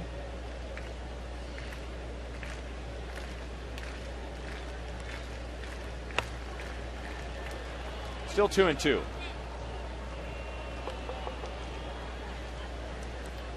Well, Frank said Jim Eisenreich. Or either Scott Knobloch. Scott Knobloch? Not Scott Knobloch. I didn't make that mistake.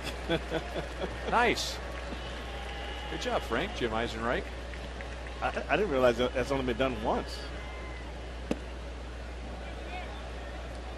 3 balls, 2 strikes. You played in that game, Frank. I think you grounded out to short in the 4th inning.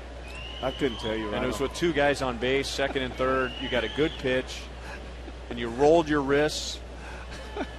What a easy hoppers. Yeah.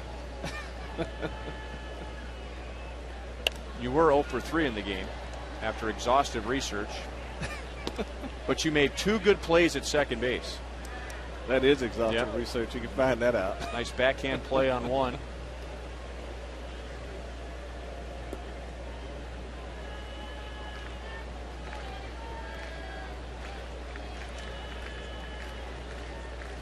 Billy might want to lay off his hands. He might have to hit again tonight. Deep short. Long throw. And that has become routine for Alcides Escobar.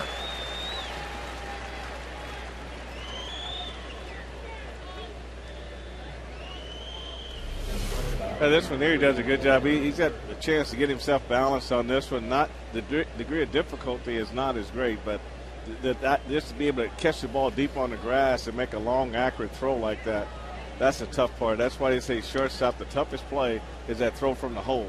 Be able to set your feet and get an accurate throw to first base.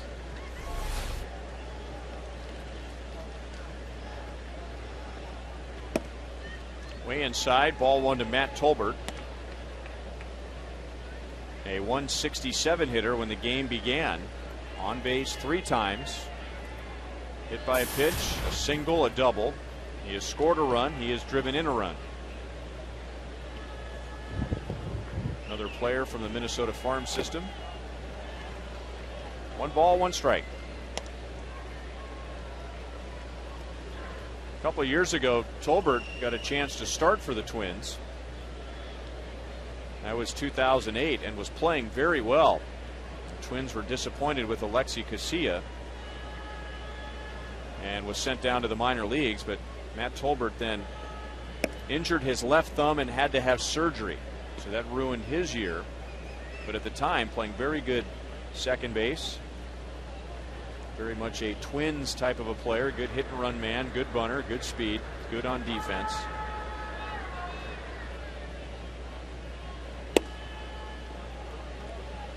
Three and one.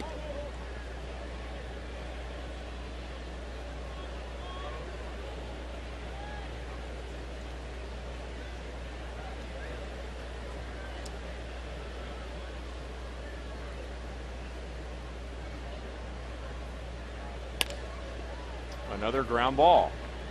Aviles to Hosmer, and that's the inning. Minnesota gets a run, and now they lead by 6.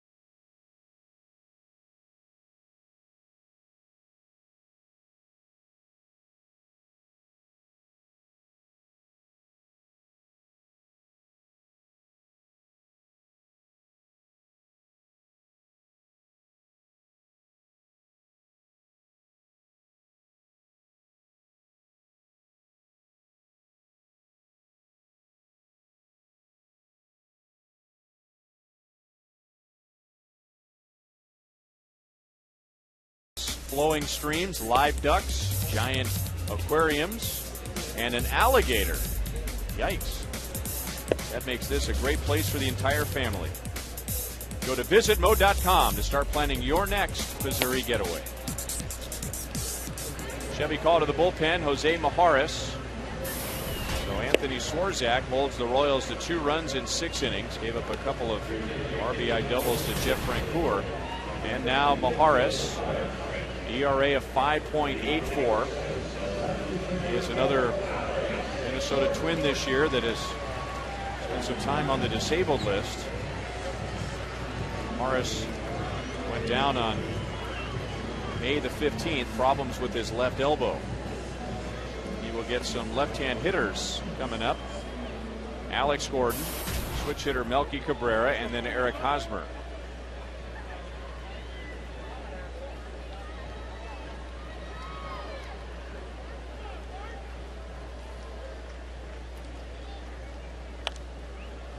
Fouled over our heads.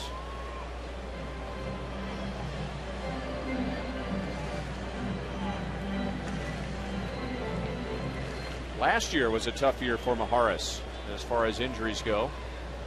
More problems with his elbow, and then he had surgery on his right knee in August. Good breaking ball for a strike.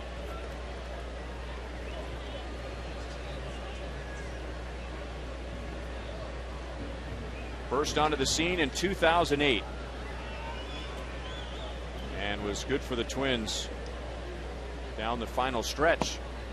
Appeared in just 10 games before the postseason. He had an ERA under 1. 71 games in 2009, and then because of the injuries, 47 games last year. Alex looks at a curve and strikes out.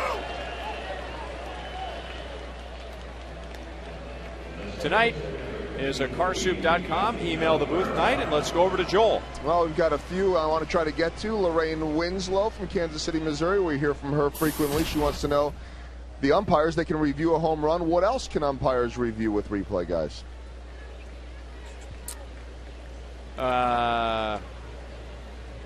Other than home runs? Other than home runs. During the game, what can they review? Well, they could go back and review their stuff after the game. Oh, well, yeah, but I mean, during the game, home runs is the only thing. Although there was a play involving Minnesota, I think it was in Detroit the other night, where there was some disagreement on whether a ball was a ground rule double or not. It hit the track, bounced over. I think it was Delman Young who believed it hit a seat and came back in. The umpiring crew ruled that no, it hit the wall and came back in. And I wondered, now that's not a home run, but it is a similar type of a scenario. Right. Did the ball go over the wall or not? I don't think that was reviewed, however. We see fair foul, but that's pertaining to a home run. We see kind of reviews. I think more to come in the future, too. I hope not too much. You know, along those lines, Joel, I'll just reiterate what I said earlier. You know, kudos, and we should give credit when credit is due. But the umpiring crew handled that very well yesterday. They acknowledged the fact that they were not positive. They had to make some sort of a call. Can't just stand there and do nothing. At least in theory, you shouldn't do that. Well, and I'll give credit to Ned Yost, too, because a lot of times guys go out there and say, you're wrong, or you didn't see it right. And Ned went out there and say, you know what, I'm not sure either. And then they said, we'll take care of it. Melky walks with 1 out. So 1 on, 1 out. Before we get back to Joel, we want to remind you that if you would like to meet Royals first baseman Eric Hosmer, well, then come on out to Kauffman Stadium on Saturday afternoon. He'll be signing autographs at the Majestic Team Store here at the ballpark from noon till 1 p.m. So you can make it a doubleheader of sorts. Meet Eric, and then watch the Royals and the Twins at 6:10.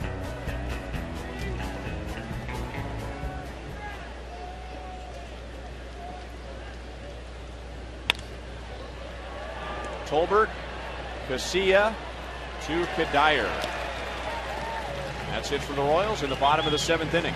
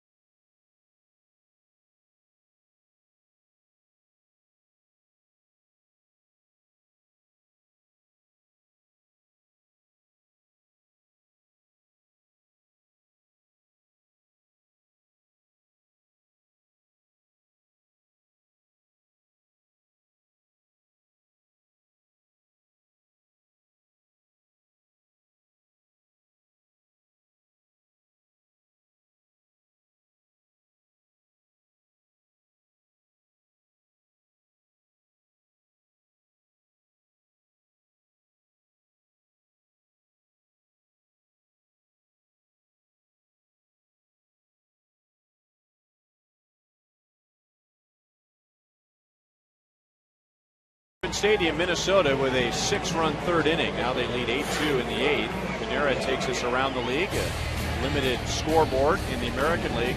Cleveland had a 3-0 lead early. Texas wins 7-4. A couple of first-place teams. Seattle at home against Tampa Bay. In the National League, Carlos Beltran homers for the Mets. Giants over the Cardinals. Cardinals lead the Central. Washington leads Arizona. Arizona leads the West.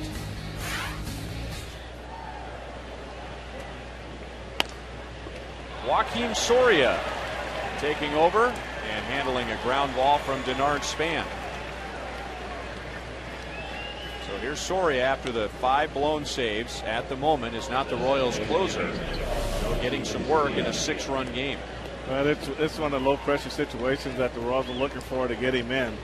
And that just helped him now just rebuild that confidence and continue to work on the things mechanically that he's working on.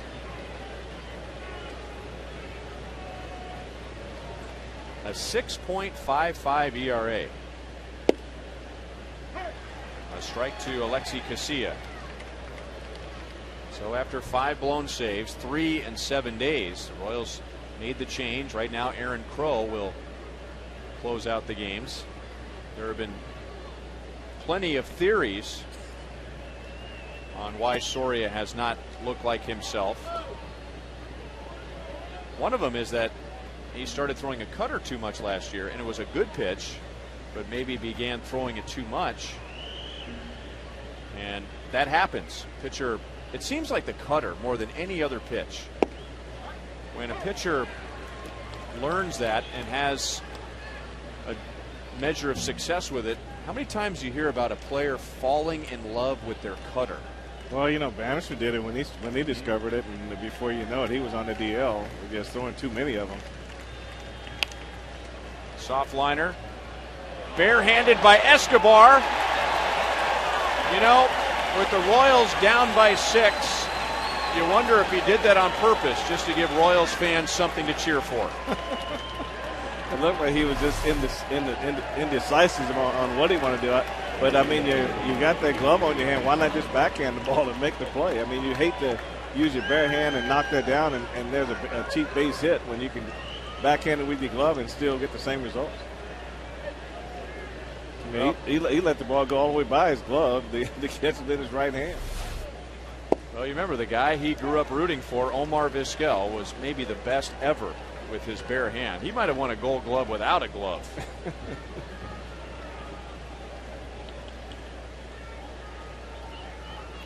Morneau 1 for 4 with a single and a run scored. No balls, 2 strikes. Here are the final totals in our Sprint You Call It. Who will grab the headlines in June? Eric Hosmer. Hosmer, the hitting machine, 48%. We just saw Alcides Escobar take a nice place, 16%, thinking it'll be his defense. 1 and 2 on Morneau.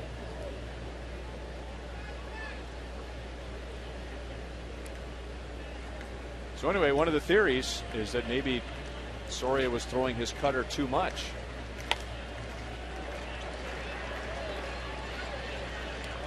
Gordon jogs in, and that's the first step on the road back for Soria. He faces 3 and retires 3.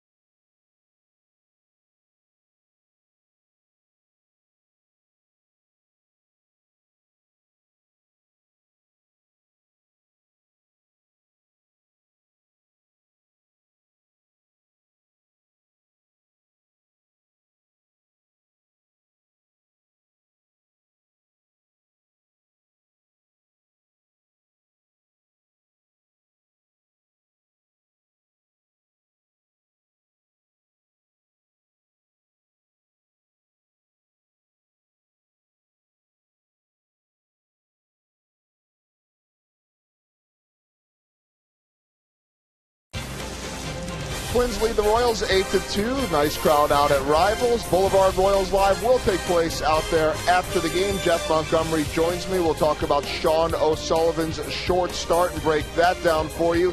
Hear from the Royals' Ned Yost and player reaction.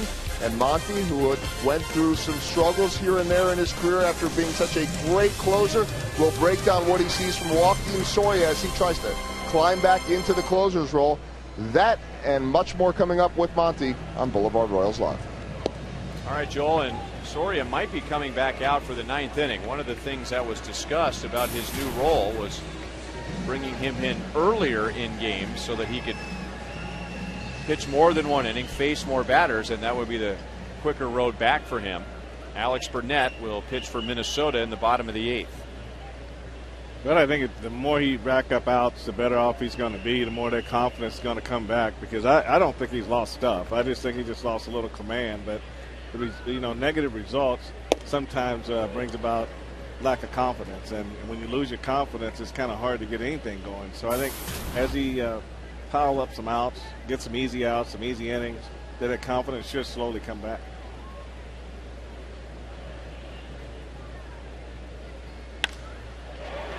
That might be another double for Jeff Francoeur. Or 3. 2 doubles and a triple for Francoeur tonight.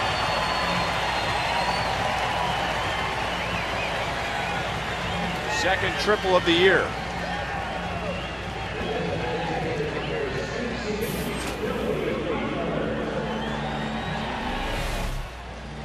Well, that's fastball out over the plate, and he does a good job driving this down in the corner. And the way to hit the ball the other way, stay behind it, and let your hand do the work for you.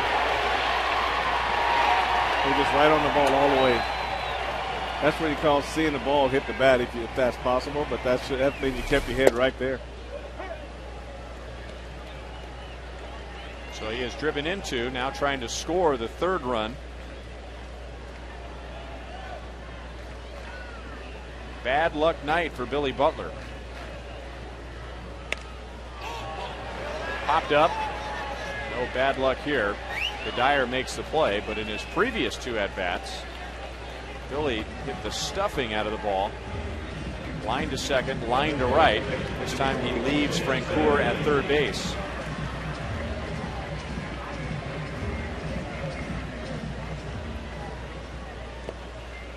And now Wilson Betemit. 1 out of 3 with an infield single.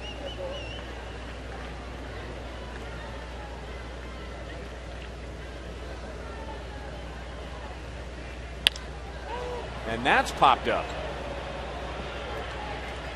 Delman Young, who has a good arm. So runner at 3rd and 2 outs.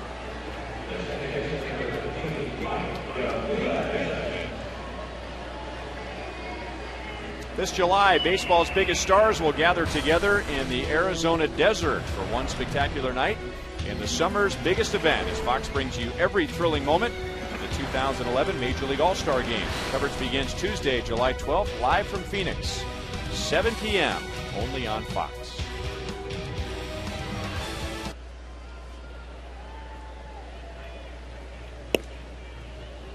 Ball 1 to Mike Aviles.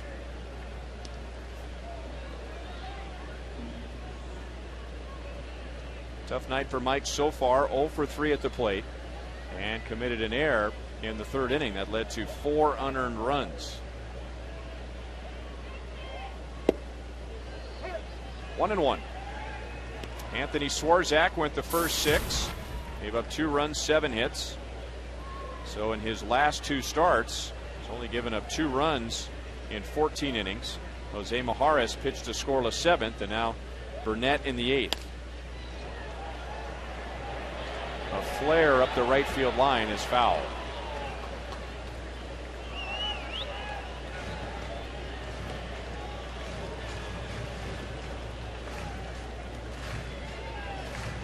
Royals have won the last 4 against Minnesota. 4-1 against the Twins this year.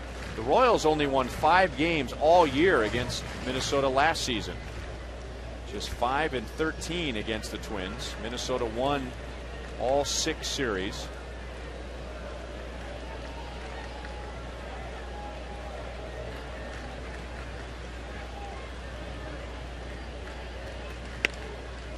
fought off that pitch. A leadoff triple, 3 pop-ups, and the Royals come up empty in the 8th inning.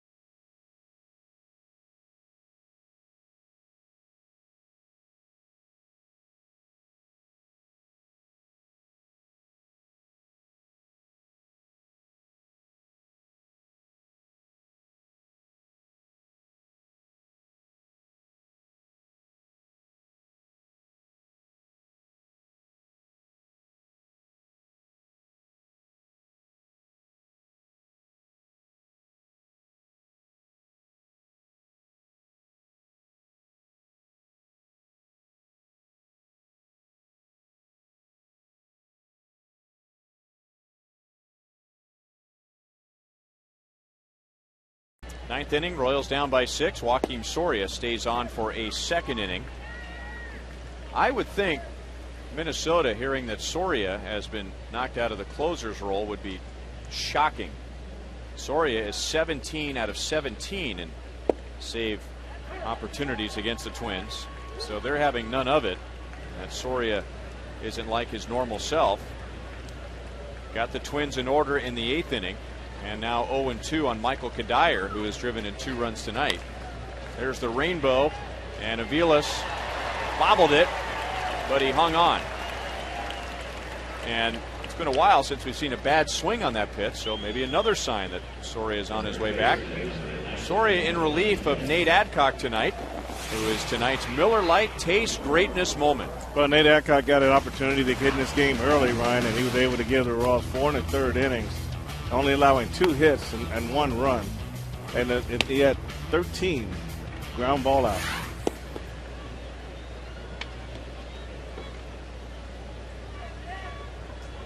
Danny Valencia 0 for 4, but involved in maybe the biggest play of the game tonight. Hit a ground ball to Aviles, who threw it away. The result was a 6-run 3rd inning, and 4 runs were unearned.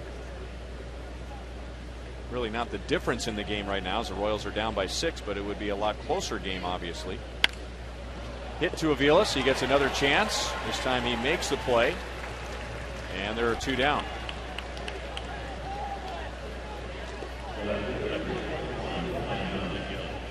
You know, another thing about Soria and that cutter, you know, the guy that he admires the most is Mariano Rivera, who's made a career with a cutter. So you talk about falling in love with a pitch. Well, if you've got one like that, you do more than fall in love. You marry that pitch and have about 7 kids with it. But you're talking about maybe, and of course we don't have videotape from the early years of the game, but maybe the best cutter in the history of the game. I agree with that. And since cutter was invented as a cutter, but I think every closer has his own signature, and Soria's signature was command, fastball command, getting ahead early, having 4 quality pitches that he can throw, above average pitches they can throw for strikes. So when he came in to close, he wasn't your typical closer that comes in and try to blow guys away. He came in and pitched that 1 inning, but it was all predicated on fastball command.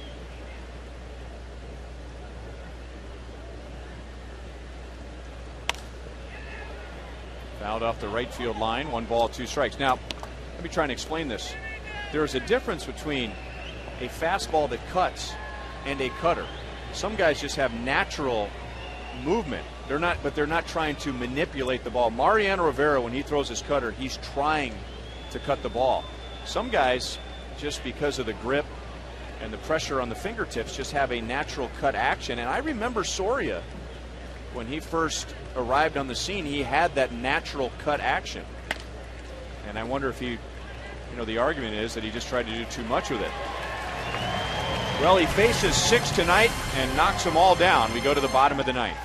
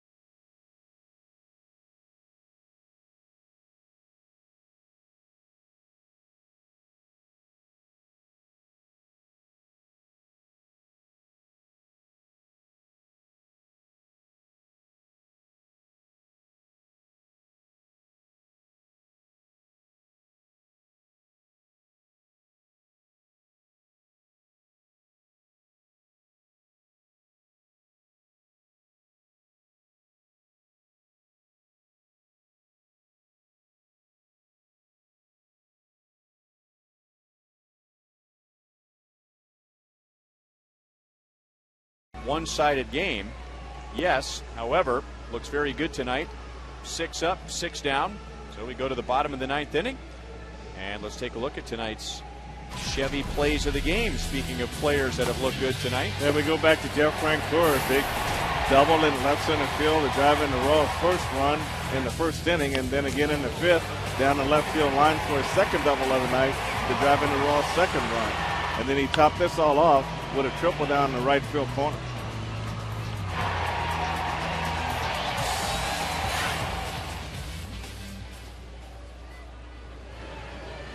The only bitter part about that triple in the 8th inning, it was a leadoff triple, and the Royals couldn't get him home.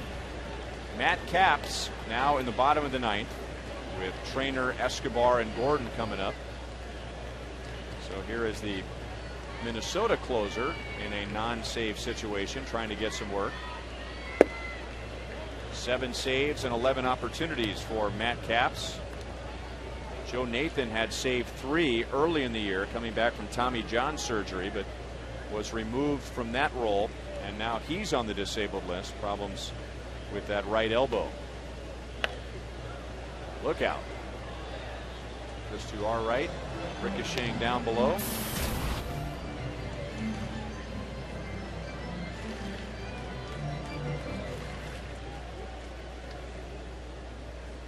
Twins scored in the first inning. Royals tied it in the bottom of the first.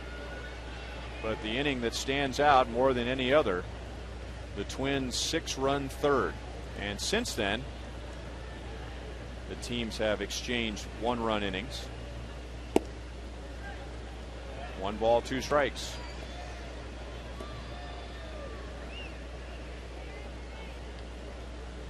Minnesota tonight hoping to put an end to a 4-game losing streak. They had lost 10 of their last 12, just swept in Detroit. Good pitch on the corner.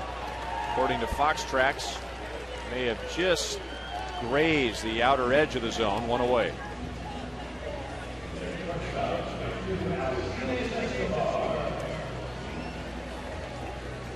Last year, Minnesota knew they would be without Joe Nathan the entire season. They used John Roush as their closer for most of the year, but when the trading deadline came around, Twins decided that they wanted a little more experience at closer. So they made the trade with Matt Capps, who was playing for the Washington Nationals. Good life on that fastball at the knees, strike one. They're keeping the ball down real well, too.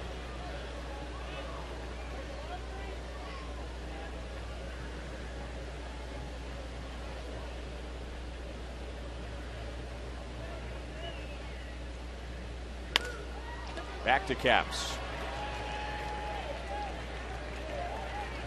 Escobar 0 for 4 tonight, and now 0 for his last 16.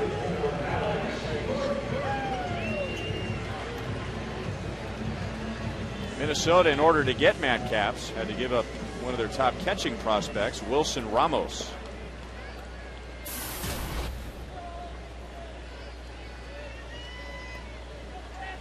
Probably would like to have Wilson Ramos right now. Well, definitely. Yeah, with Maurer down, and you just hope when he comes back that he has the strength in those legs. You can't catch without your legs, can't hit without your legs. So you got a lot of work to do there. Boy, Matt Capps, good heat and everything right around the knees or lower. Alex has a 5th inning single, 1 for 4.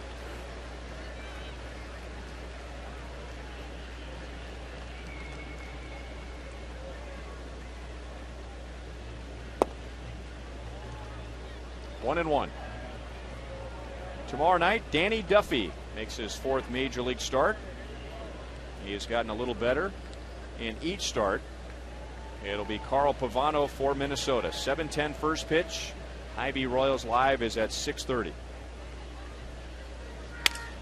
Broken bat, fly ball center field, and Alex Gordon has his 2nd hit.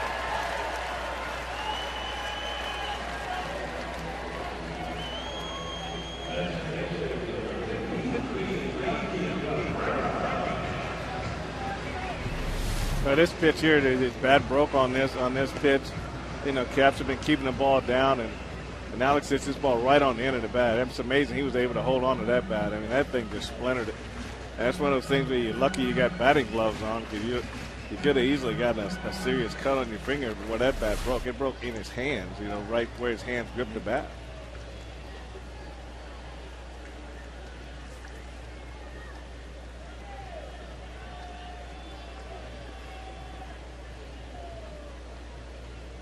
Melky Cabrera on base twice tonight. He has scored a run.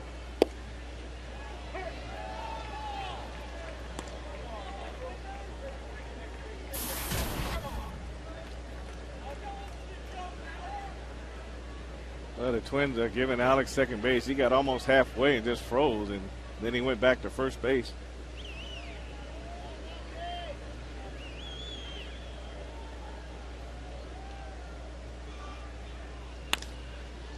On the ground, KCA.